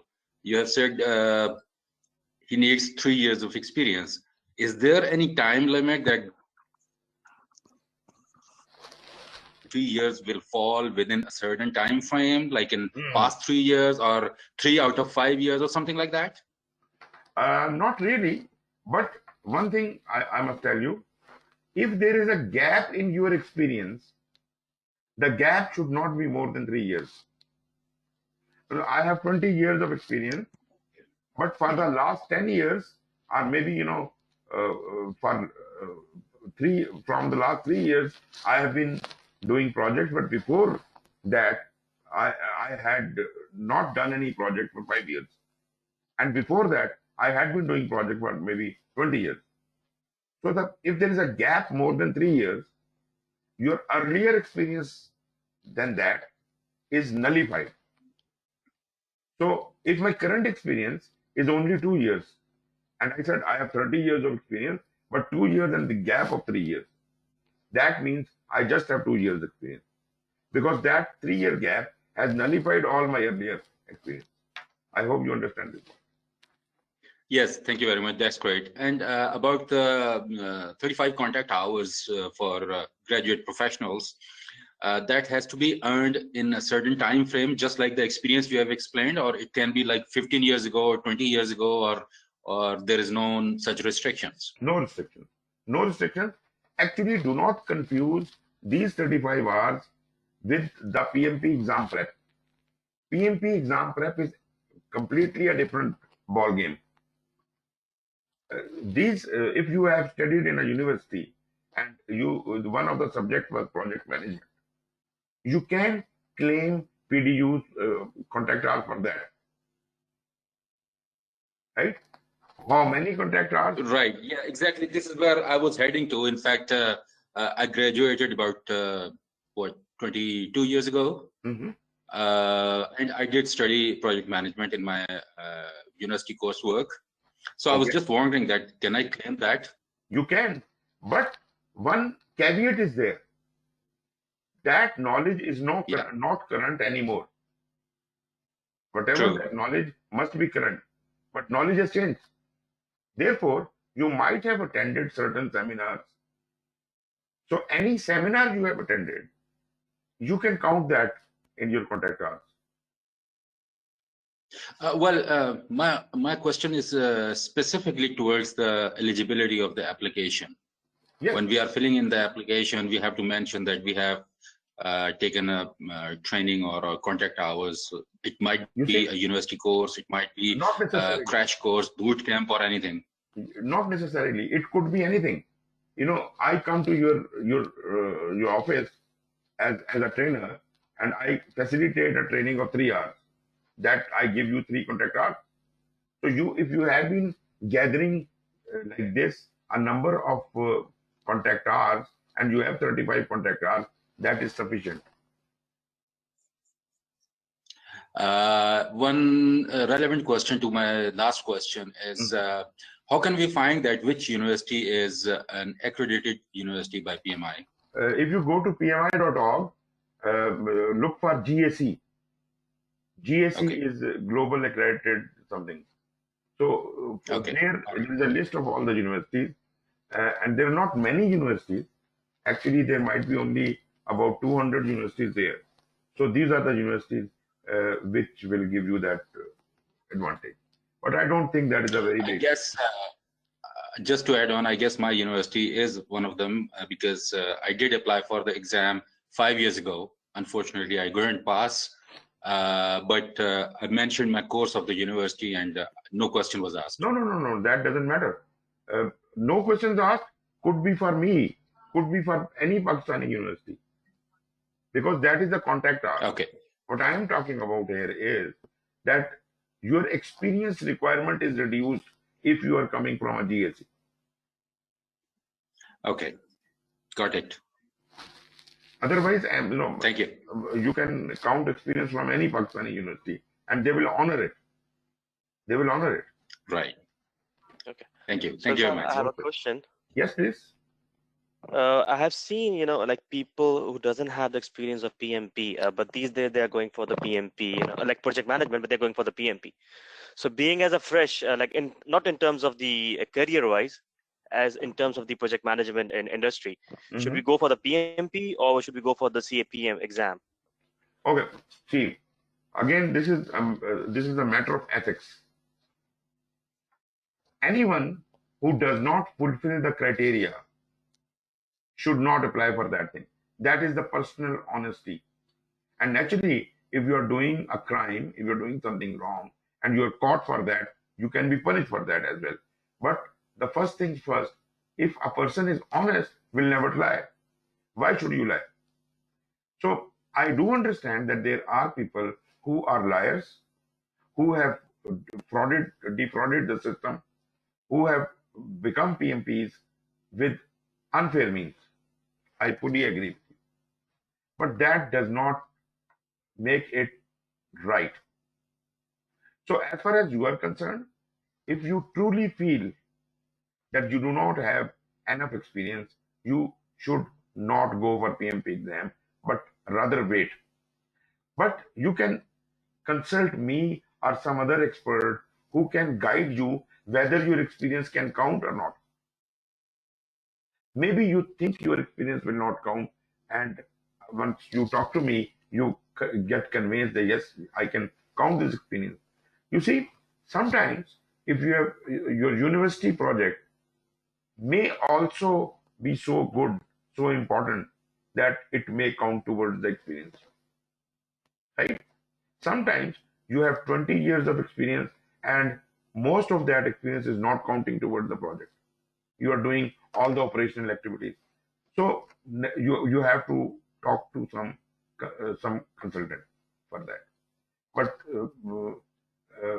if you do not fulfill the requirement of 3 years experience, I would very strongly recommend to go for CAPM. CAPM is very easy exam. You will definitely pass it, and then you will be at ease that for next 3 years I am a CAPM, and whenever I have enough experience, I'll go for PMP exam. You understand that? I got your point. I'll try to take this question offline. I'll contact you off the Okay. record. No problem. So thank you for it. Awesome. Any other questions?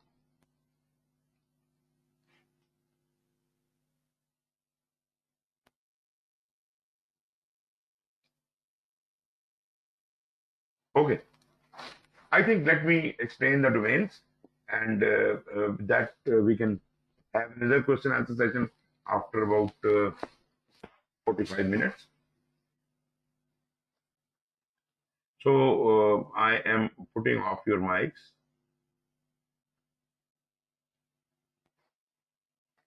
Okay. Now is the most important portion of your today's webinar, and that is the domains. As I said, talent triangle is behind all that. So our domains is exactly according to the talent triangle. People, process, and business environment. People stand for the leadership, process stand for the technical project management, and business environment stand for the strategy and business. So you will be asked questions in these 3 domains. 42% of the questions would be about the people. That means leadership and other human skills. 50% of questions would be from process. That is the technical project management. So the importance we used to give to process groups and all that is now reduced to 50%, and not only reduced to 50%, but it has changed due to agile. Half of it has become agile, half of it has become hybrid, and there is no more traditional. So things have changed again. As far as the business environment, the 8% questions would be about the business environment, the enterprise environmental factors, the strategy, the value, the benefit management, and things like that. So you have to be skilled in all these 3 areas. But let us be a bit more specific and see how it all works. Previously, you can see this diagram if you can. Process-oriented and sequential systems versus the value-oriented system. Previously, the processes used to get input from people and business environment, and then they used to follow a system of the process groups like the initiate, plan, execute, etc., and ultimately produce some results out of it. But what they are really focusing on is not in focus. Process was always in focus. People were not in focus. Business environment was not in focus. The strategy was not in focus. What we were focused on was always the process. Now, in the value-oriented organization, what is happening is value delivery framework is on top, and according to how the organization wants to deliver the value, the business environment will be created.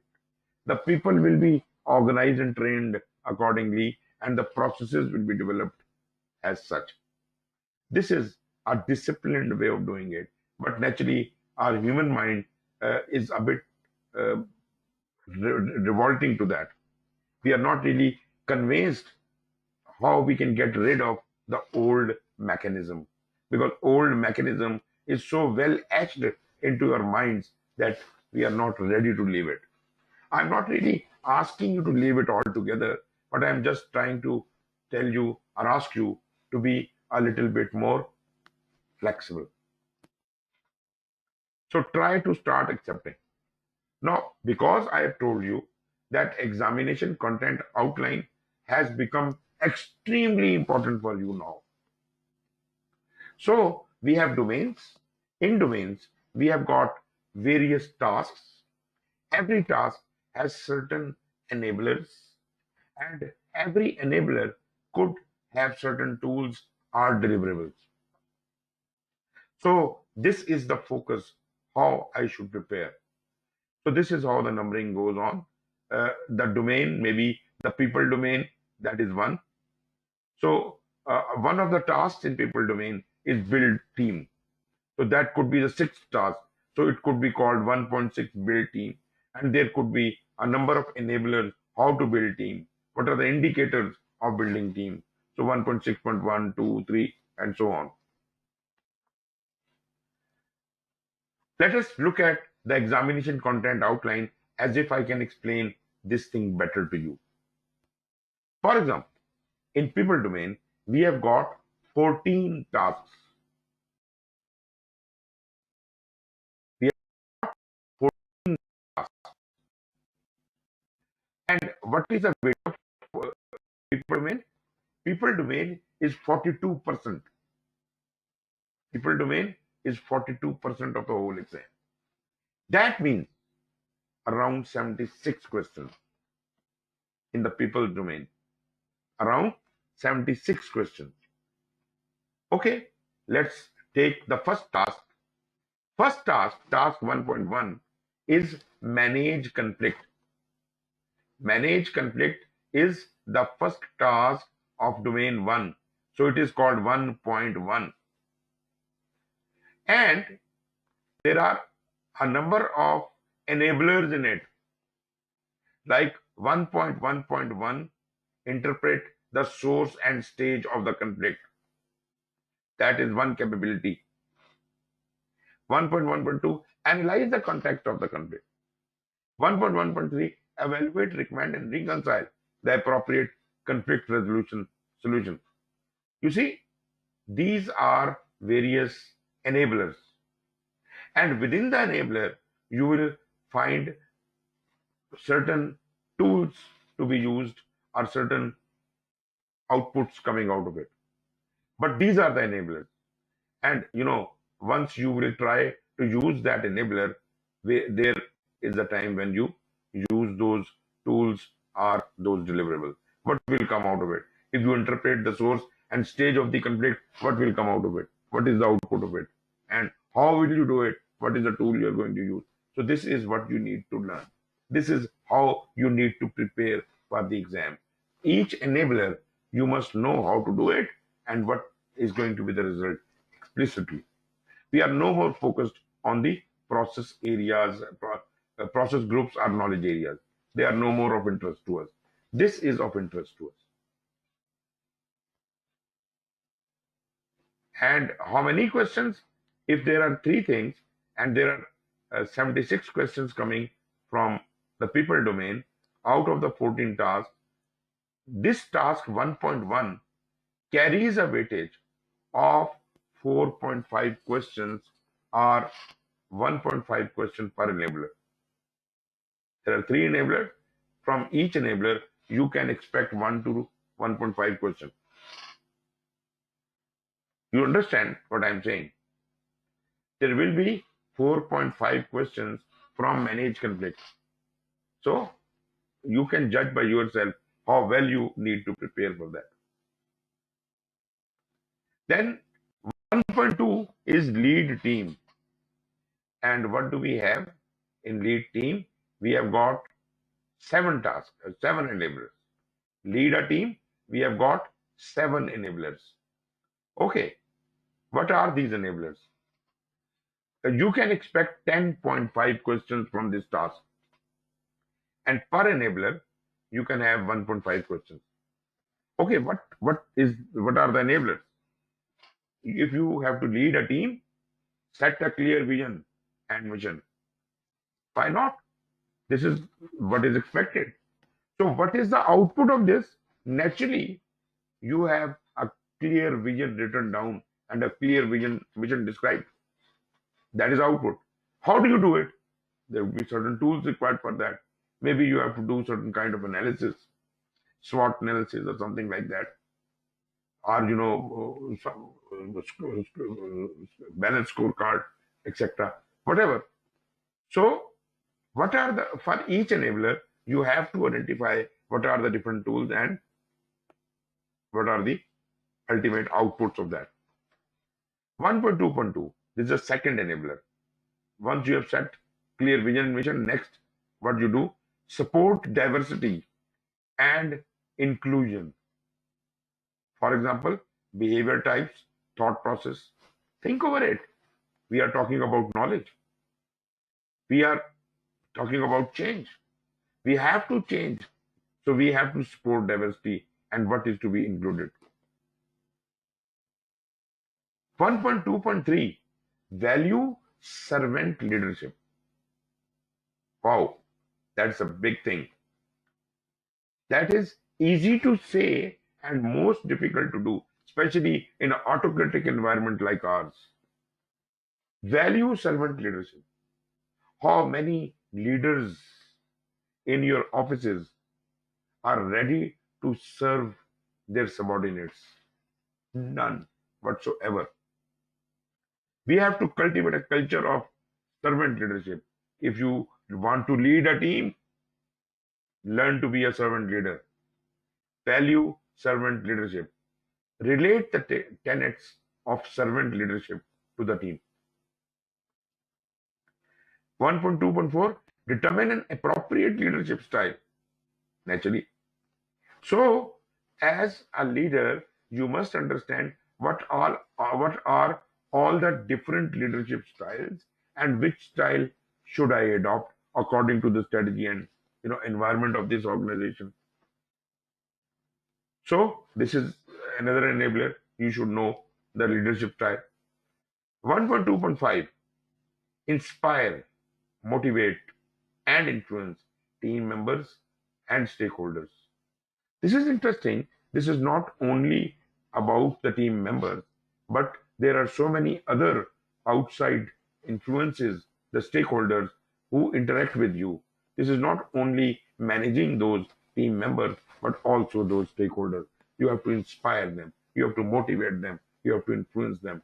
So you could, come up with allotment. Whatever we used to study in the knowledge area of stakeholder management and in human resource management, this all is encapsulated here.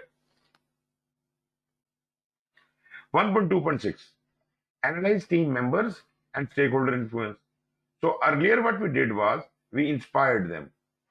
Now what we are doing is we are analyzing them, team members and stakeholders influence, how much they influence and how should I strategize myself, how much importance should be given to anyone. 1.2.7. Distinguish various options to lead various team members and stakeholders. I am here devising my strategy, how to deal with people, how to deal with specific people. I have different strategies, right? So distinguish various options to lead various team members and stakeholders. So you see how beautifully it has described the lead a team in 7 enablers. And if you study according to that, only then you will be able to really benefit and appear well in your exam. 1.3. The next task is support team performance. So 1.3.1 is appraise team member performance against key performance indicators. That is one indicator. There are 4 tasks. Support and recognize team member growth and development. Determine appropriate feedback approach. Verify performance improvement. So you can relate this with the team performance. You have to be, appropriately good in these 4 enablers. And naturally, the ratio is same, around 1.5 questions per enabler. So every enabler is important. You can't miss out anything.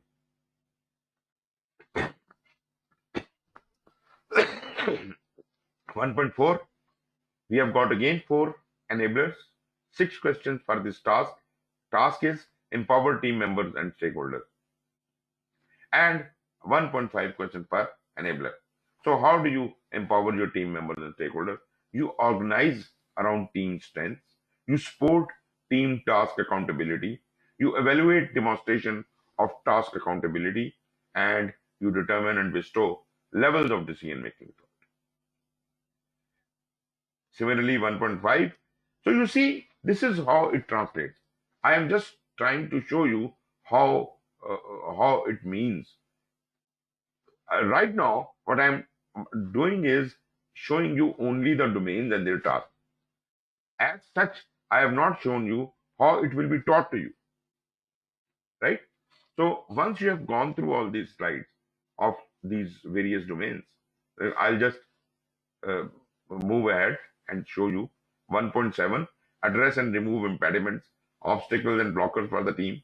And there are a number of four enablers there.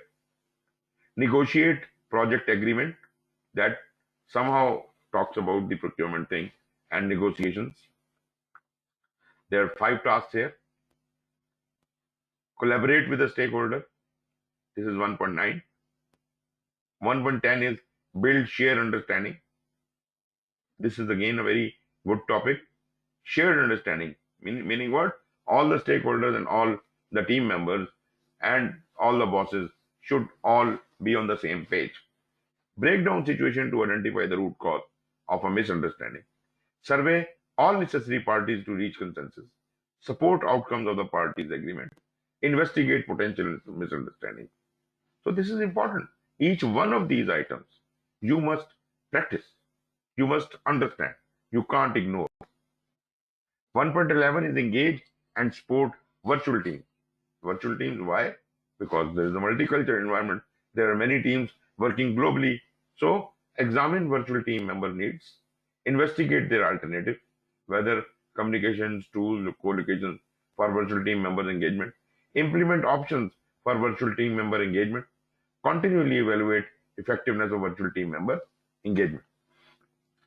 Then define team ground rules. Actually, there are 3 questions here. Mentor relevant stakeholders.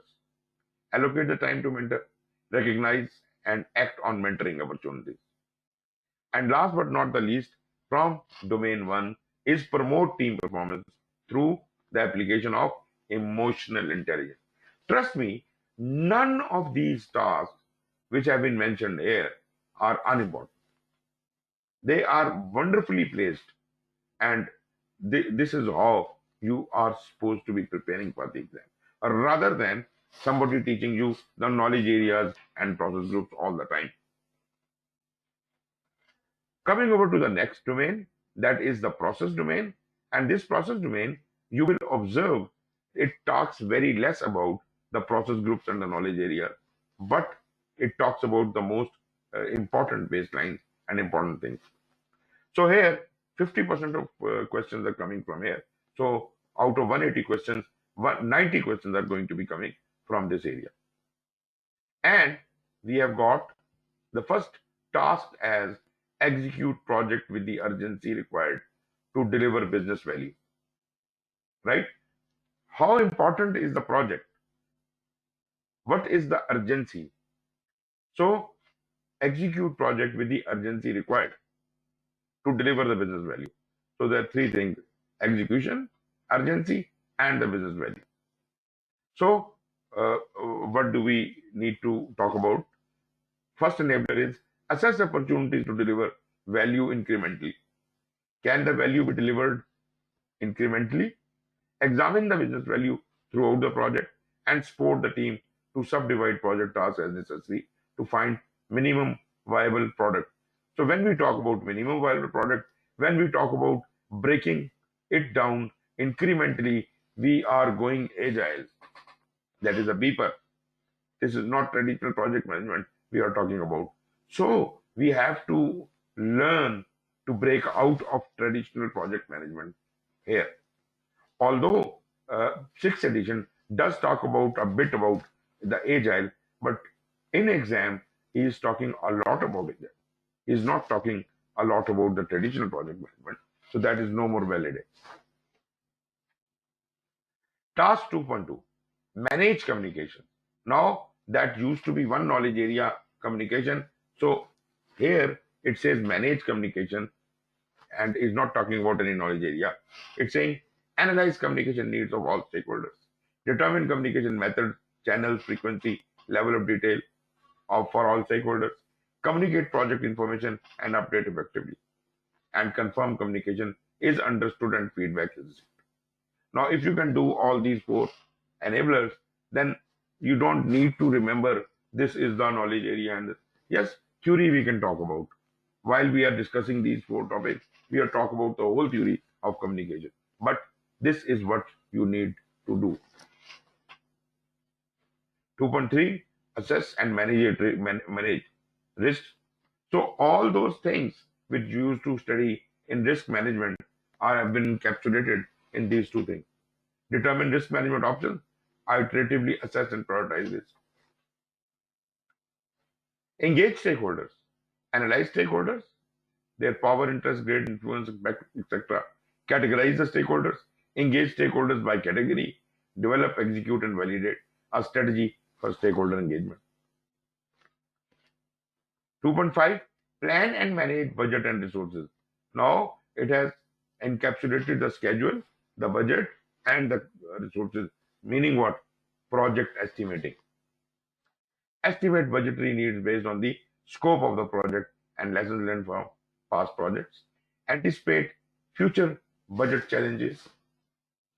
Monitor budget variations and work with governance process to adjust as necessary, and plan and manage resources. You see, you move ahead, plan and manage schedule. So schedule management comes in. Plan and manage quality of project and deliverables. Quality comes in. Plan and manage scope. Yes, of course. Determine and prioritize requirements. Work breakdown structure. Monitor and validate scope. So scope, knowledge area is there. Integrate project planning activities. So when we put all of these planning things together, then becomes the project management plan. So this is where the project management plan is being integrated. So consolidate the project and phase plan. Assess the consolidated project plan for dependencies, gaps, and continued business value. Analyze the data collected. Collect and analyze data to make informed project decisions and determine critical information requirements. 2.10, manage project change. Now, there was no knowledge area for change management, but change management was there in every knowledge area. So here, that thing is removed. Now we are talking about the project changes. Anticipate and embrace the need for change. Determine strategy to handle change.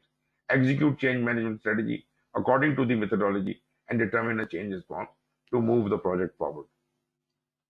Plan and manage procurement. It is equivalent to requirement management knowledge area. So define resource requirements and needs for the procurement, communicate the resource requirements, manage supplier and contracts, plan and manage procurement strategy and develop a delivery solution. Then manage project artifacts. What are we talking about? Here we are talking about the configuration management.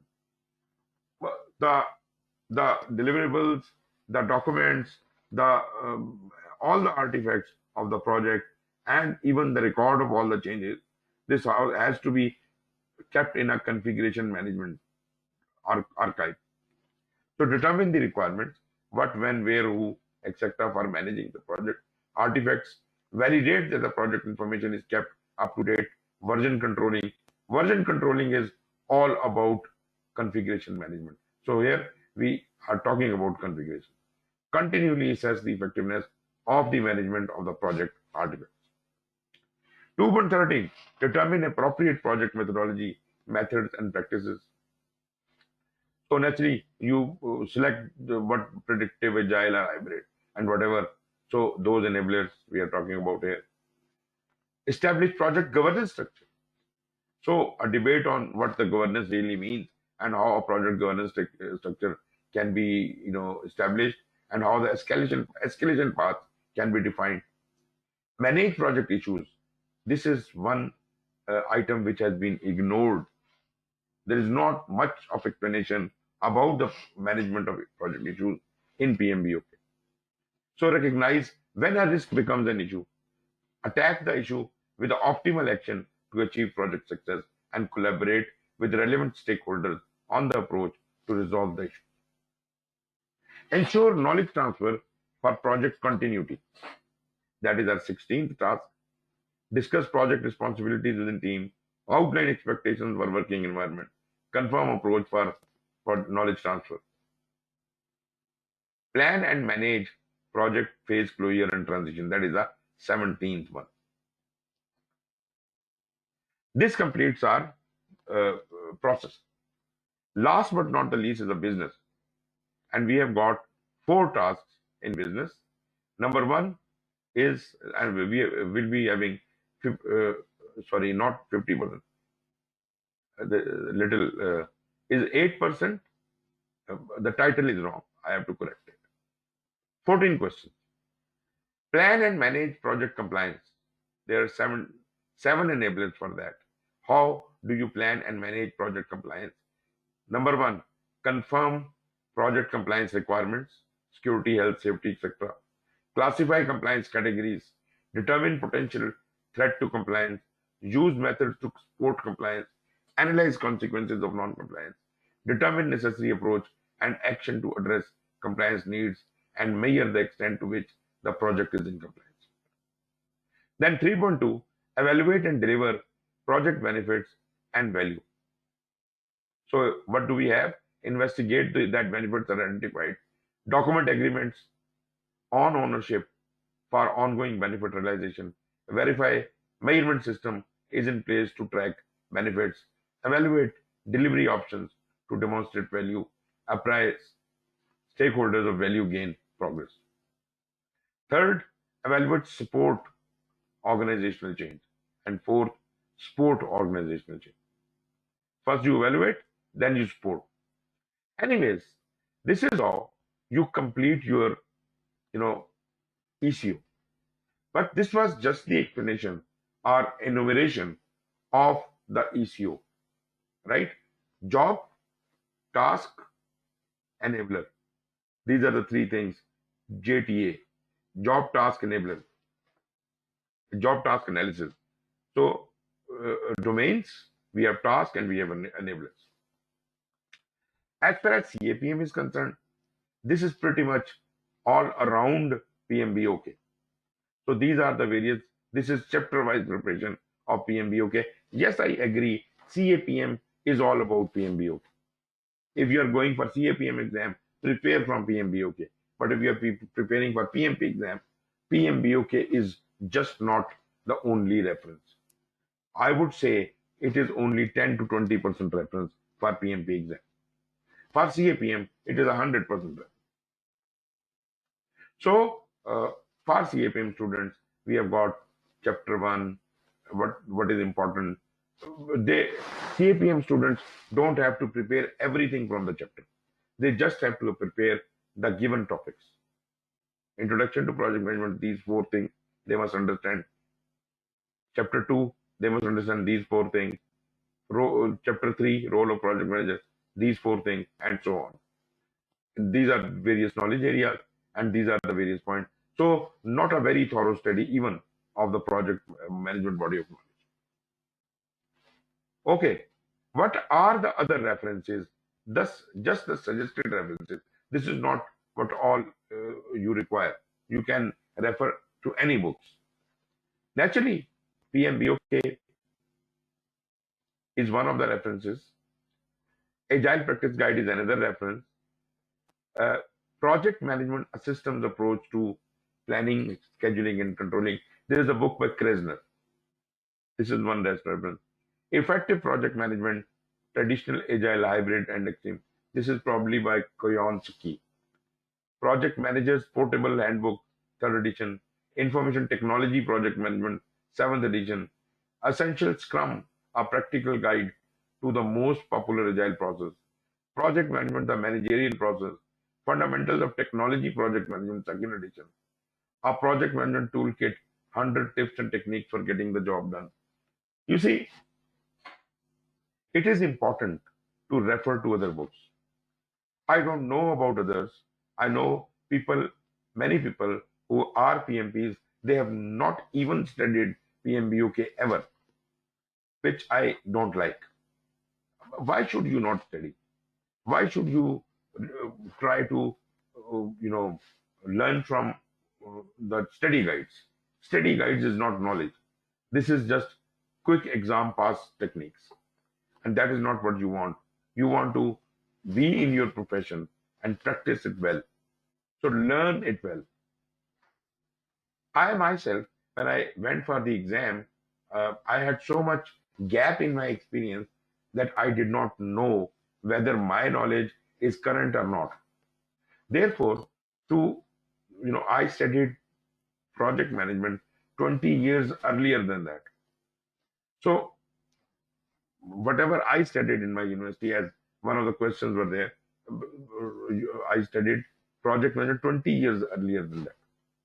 So today's project management and 20 years old, I'm talking about 2020. So 1980 to 2020, 1980 to 2000, this was the gap. So to bridge that gap, I selected various books written in various periods from 1980 to 2000. I selected 40 books. Before starting my preparation, I read all those 40 books. And then I studied PMBOK. That gave me the true vision of improvement. I actually improved my knowledge from the old version to the latest version. And that was the wisdom which I really wanted. And then it was no problem for me to pass the exam. So, as Socrates says, I cannot teach anybody anything. I can only make them think. So, wisdom is more important. Ratta is not important. Shortcut is not important. So, if at all you really want to go for PMP, then be really very serious about it. Okay, as far as the preparation is concerned, naturally, you have to study all three domains: people domain, and process domain, and the business domain. In people domain, the older processes are now correlated in a way to these tasks. So if we put them all together and put them in an order in which they are to be done, they would look something like that. You see, we have lost the order here. This is not 1.1, 2, 3, 4, 5. Actually, doing all these things on the left, I need to go in this sequence, right? And if we do things in that sequence, doing each one of those things will require certain tools and deliverables and certain knowledge. This was not there. This was not written there. We only knew the enablers. Now I am showing you what are the different tools and deliverables and the knowledge required against each enabler, right? Each enabler, I am going to that detail. So this is a list of all those various skills, but naturally this has to be further elaborated. This is just a table. This table will not give you all the information, but it has to be further elaborated. So this is about people. Each one of the, I'm showing you all 1.7, 1.8, 1.9, and so on and so forth. 13 and 14, right? There were 14 tasks. So all the 14 tasks and their enablers and their tools and deliverables and their knowledge, all is listed here. Then are the process domain. Now, whatever I'm showing you here, this is not a normal open knowledge to that other trainers. Only a ATP trainer can tell you this. They don't know what is the division of process domain and all that. So as far as the process is concerned, all of these, tasks we used to do in project management are now gathered into this list of process. And the order has also been shuffled. These are the things. First you do the scope, then you do the budget and resources, then schedule, and so on and so forth. So in this sequence you move on. And if we want to talk about each one of them, then we have, this is 2.8, 2.5 in the same sequence, 2.6, 2.7, and so on. You see how things become easier? And once we study them, they will become even more easier. That is a business environment.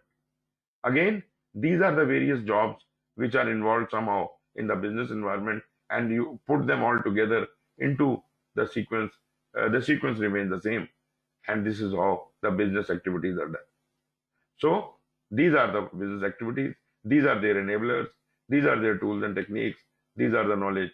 This is 3.1. 3.1 के बाद 3.3, 2 is missing, 3.4, and this is it. So this much is as far as the three domains are concerned. But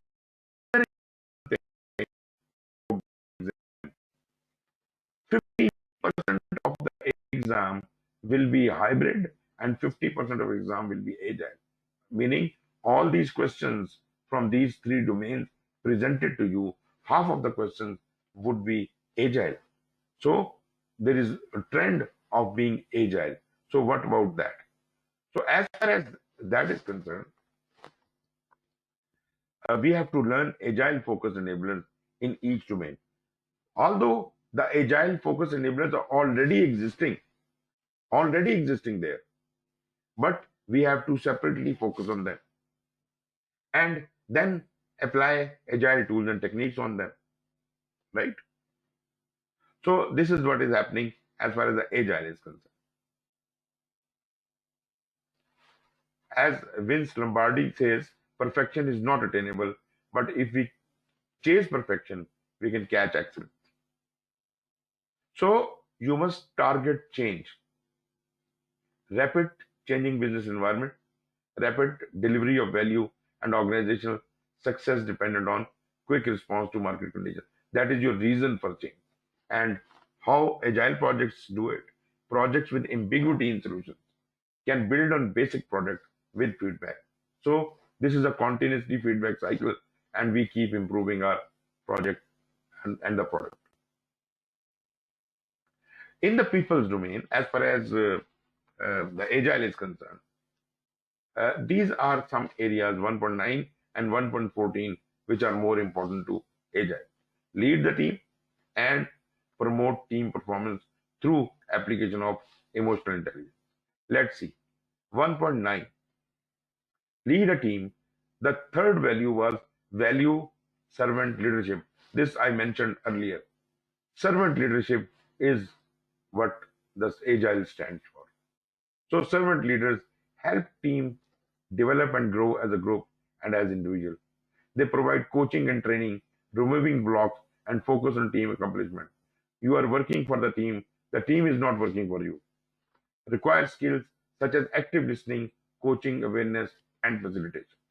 This is only done by a servant leader. Servant leadership always empathizes, always accepts the person, but sometimes refuses to accept some of the person's effort or performance as good enough, as said by Robert Greenleaf. So, you see, higher alignment and higher autonomy, we are better servant leaders. So, team itself is telling what to do, what we are going to do, and leader is just leaving it on them, meaning the decision is of team. But if we don't have alignment, we don't have autonomy, everybody is going in different directions.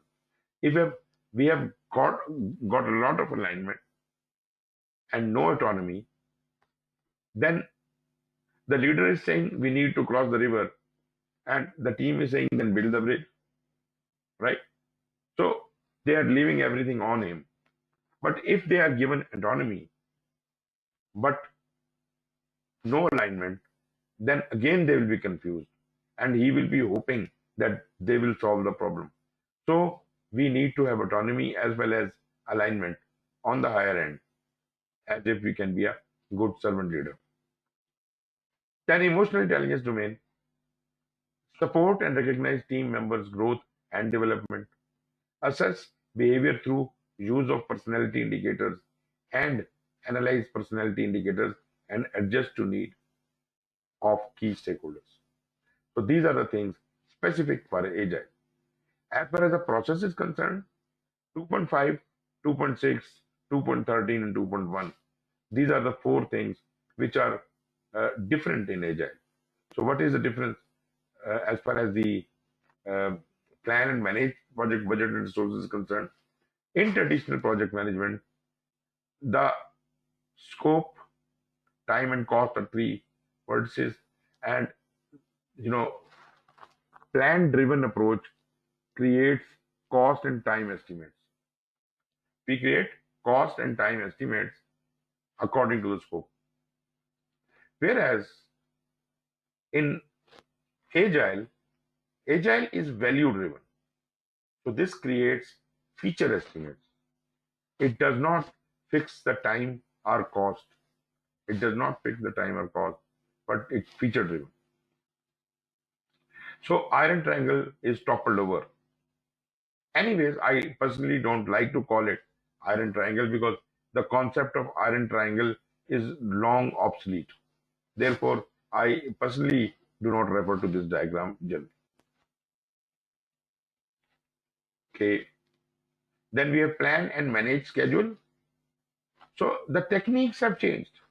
Estimate project tasks, utilize benchmarks and historical data, prepare schedule based on methodology, measure ongoing progress based on methodology, modify schedule as needed based on methodology, coordinate with other project and other operations. So this is what it is. And there are various methods of estimation. These are the agile methods. Then determine appropriate project methodology. See, assess project needs and complexity magnitude, recommend project execution strategy, recommend a project methodology and approach, use iterative incremental practices throughout the project life cycle. So agile suitability assessment is to be carried out here. Buy into the approach, trust the team, decision making power to team, team size, experience level, access to customer, likelihood of change, criticality of product service, and incremental delivery. And then we have got execute project to deliver business value. So assess opportunities to deliver value incrementally. This is 1 increment, 2 increment, 3 increment. Examine the business value throughout the project and support the team to subdivide project tasks as necessary to find the minimum viable product. Then we have got, last but not the least, plan and manage scope. Determine and prioritize the requirements, break down scope, and monitor and validate scope. Naturally, we'll talk about these things later. Manage project changes, anticipate and embrace the need for change, determine strategy to handle change, execute change management strategy according to methodology, determine a change response to move the project forward. Last is the business environment. 2 things have changed. Number 1, plan and manage project compliance. It says, analyze the consequences of non-compliance. This is from the agile side.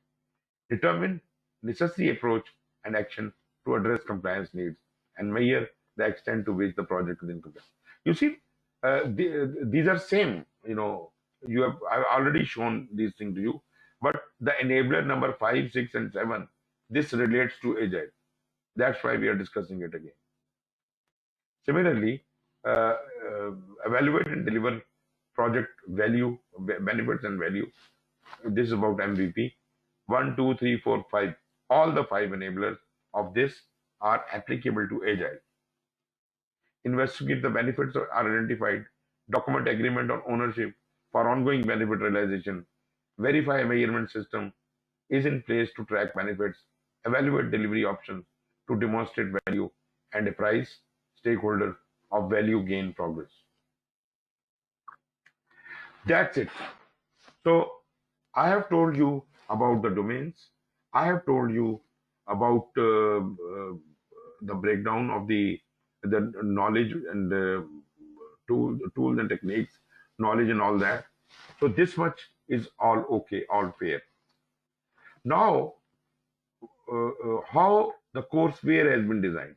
Naturally, the courseware has been designed exactly according to what I have shown you, but how it is divided into 5 days or 5 days lecture, 35 hours. So naturally, the same principle, we are going to talk about people, process, and business environment. And the PMI authorized course has been divided into 5 days or 5 lectures of 7 hours each. 7 into 5, 35.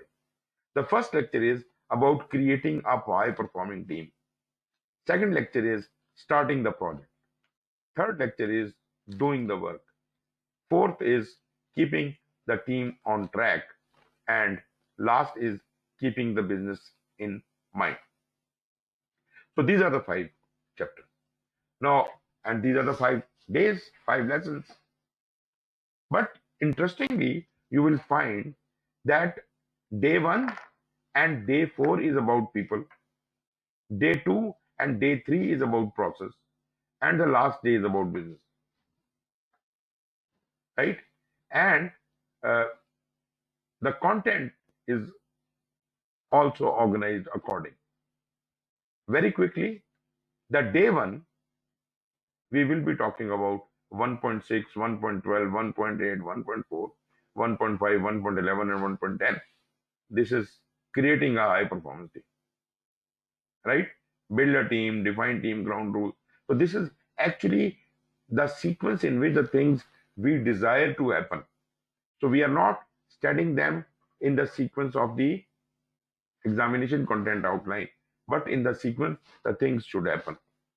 So first thing we want to do is creating a high performing team.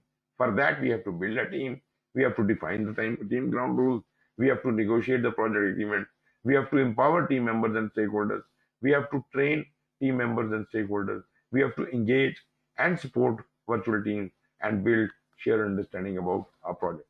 You should be able to see the sequence in it. Day 2 is creating day 2 is starting the project, and this is about process, and the processes in a sequence are 2.12, 8, 5, 6, 7, 9, 11, 14, and 17.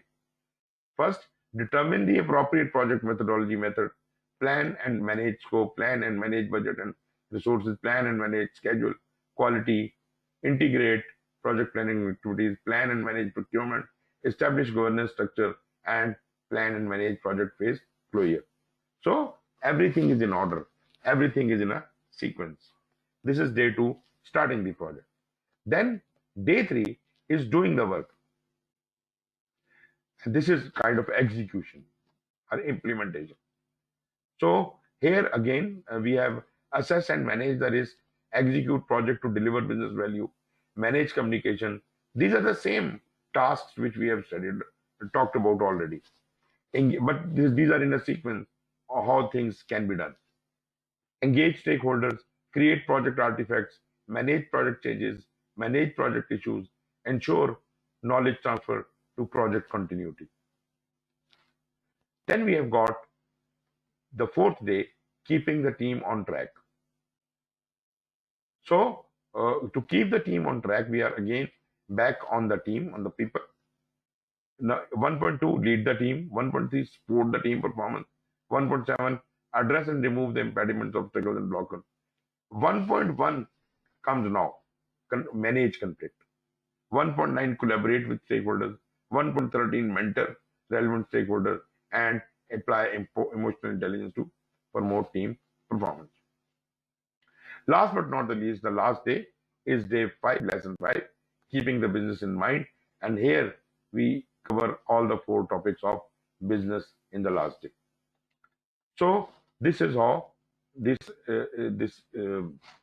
course is all about. This is how PMI has organized this training. So we have been taught to train in this fashion. And when you are going to be attending the course, then you can actually benefit from it. So this is a general history of how the things were going on, 1996 till today. In 2021, PMBOK 7th edition is going to be released maybe in the later part of the year. But remember, when the PMBOK guide 7th edition comes in, exam is not going to change. Exam has already changed, right? So PMBOK 7th edition is not going to impact that, because they've already said that PMBOK is not your only source for the exam. Therefore, it does not impact the exam. 7th edition will be helpful, but is not a reason for changing the exam now.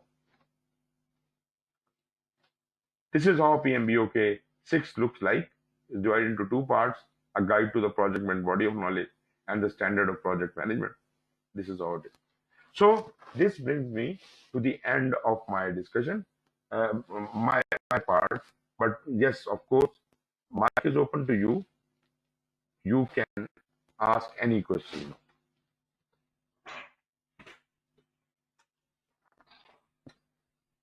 Yes, please. Mr. Suhail Iqbal, I have a question. Yes, please.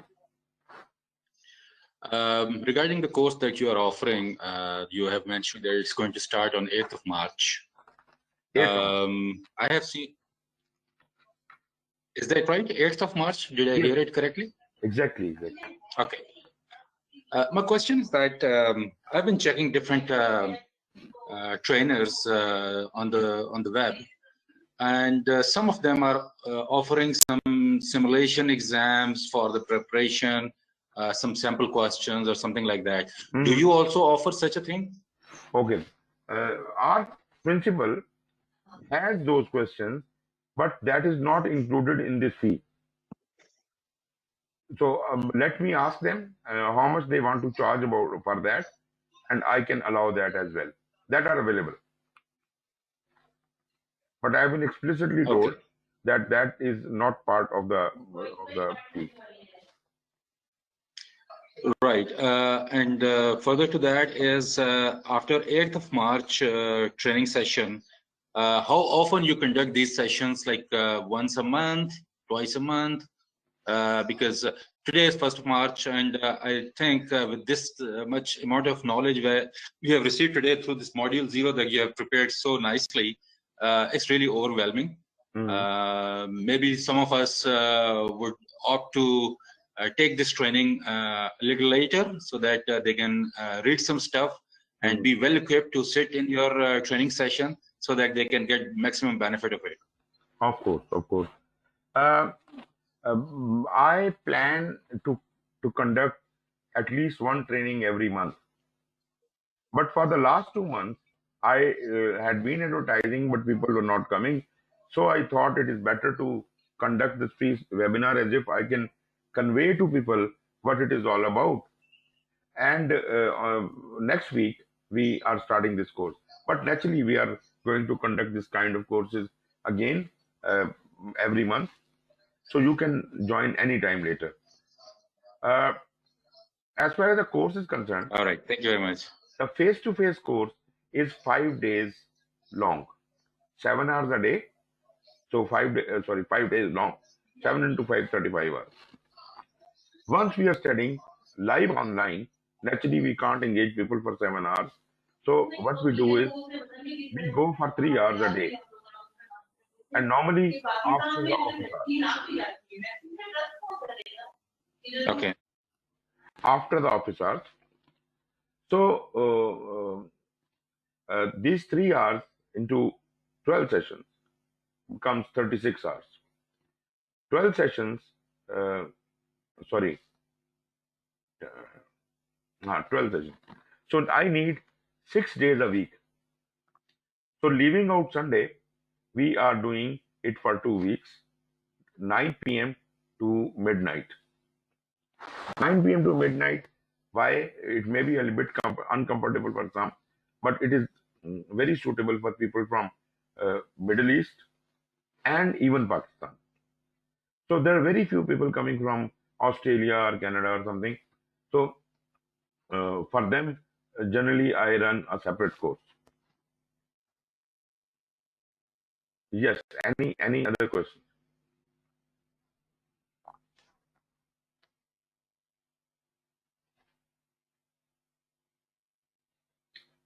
Ji, any question?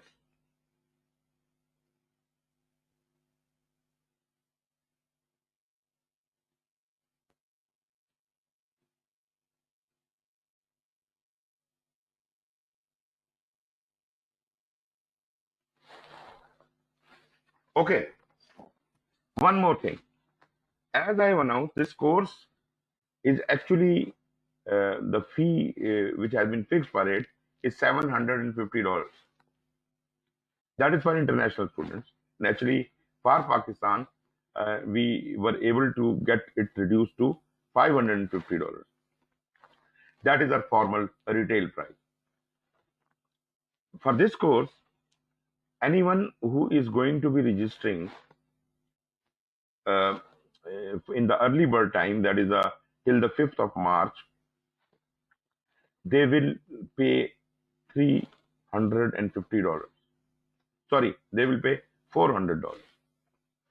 But all those of you who are here attending this webinar, free webinar, for you, this is the special offer that if you can register and pay within next 2 hours, say by 11 p.m. or 12 midnight, whatever you want to, you can avail this opportunity and you will be registered for just $350. So I don't know how many of you will be interested. I would appreciate if I can have some just people, because I have shared this much information with you, and I hope you understand that I have something really to share with you further. Sir, I am interested. Okay, so the procedure is there. You have to send me your details. You have to make that certain payment into that bank account. Do you have those details available with you? Yes. Okay. So you do that and let me know. And anyone else, please tell me who will be joining us on 8th of March.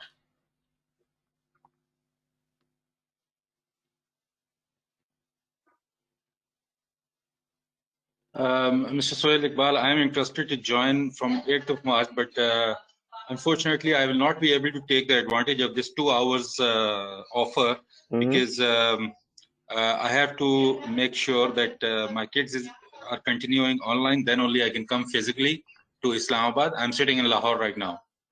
But that I would know, inshallah, by 5th of March. You don't have to come to Islamabad. This is the online course. Oh, sorry, I didn't understand. Sorry, my bad. I thought 8th is starting the physical, 5 days one. No, this is online course. 9 p.m. to midnight. 3 hours daily. For 12 days. 12 days except Sunday. Right. Okay. Yes, for sure, I will be interested in that. Okay. After this webinar, I will send you a separate email. Please share with me the payment details. Okay. Like bank account and all that. Right. By the way, if you can go to LinkedIn or Facebook, I have provided all those information there as well. But I think, okay, I'll email you. You send me your email, and I'll email those details. Sorry, I misunderstood. I was with the impression that physical class for 5 days is going to start from 8th, but that's good. You have clarified that it's the online class, which is from 9 to 12 every day for 12 days except Sunday. Exactly. That's it. So I'll share the That's details awesome. with you. I'll share the details with you. All right. Thank you very much. Most welcome. Sir, my question is that you have asked for $350. So Yes. I'm from Lahore, so I have to convert it into Pakistani rupees. Yes. Today's dollar rate. Yes, today's dollar rate. Today's dollar Convert rate. them. You know, the converted amount should reach my bank in. We can Okay. make the conversion. All that, whatever the conversion amount is, that you have to pay yourself. You understand that point? Yeah. So whatever is the rate, you have to pay that. Fine. Gee, anyone else? How many of you are joining? I don't know. You can raise your hands or not. But anyways, doesn't matter.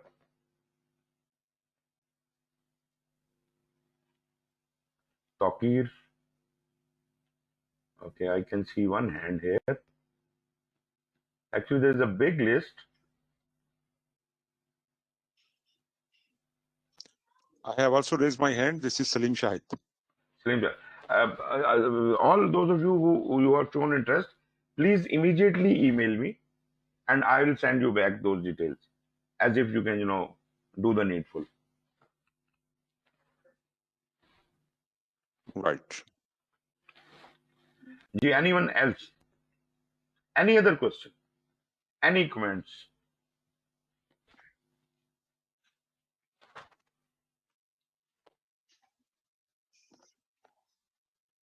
Okay. If there is nothing more to say, we are almost done. It's almost time. Just 5 minutes left. So let me conclude. Ladies and gentlemen, I am really pleased to have conducted this webinar. I don't know how useful it was for you, but for me it was good because I was able to interact with so many of you, and I was able to convey my message down to you, because I was seeing in the market that there is a lot of confusion being spread. People who don't know what this change is, how they have to prepare, they are actually confusing people in the market. And secondly, because they charge too less, everybody runs towards them and ultimately causes the damage. You see, I don't say that anyone studying from any other person will not pass. Yes, some people do pass. Why? Because some people are really very intelligent. They are very good in what they are. So you just need a guide. So that person comes as a guide to you. You already was able to pass, but you did it well. But what my scope is, I never said to any of my students that you will pass after studying from me. But at least I can claim that there is going to be enormous change in your knowledge and wisdom. You will receive something. Rest, passing or failing is your business. That is not my problem. And naturally, if you have got knowledge and wisdom, who can fail you? Naturally, there are certain pointers, what to do and what not to do. That I will tell you about the exam, how to appear and what to take care. But this is not an exclusive course for making you clear the PMP exam. No, not at all. I don't claim that at all. So with this note, I would like to close the session. Thank you very much for encouraging me and for listening to me for so long. And I will be waiting for your emails as if I can get you all registered. I was planning to have more than 50 people in this class, but as I can see, the attendees were not that much. I had 164 registrations, and the maximum number which attended the class are just 51 people. That is not really very good. But anyways, this is good that these 51 people who were sitting here, if they go convinced, I have done my job. Thank you very much and take care. Khuda Hafiz, Thank you. and see you in the course. Love it. Most welcome. Inshallah.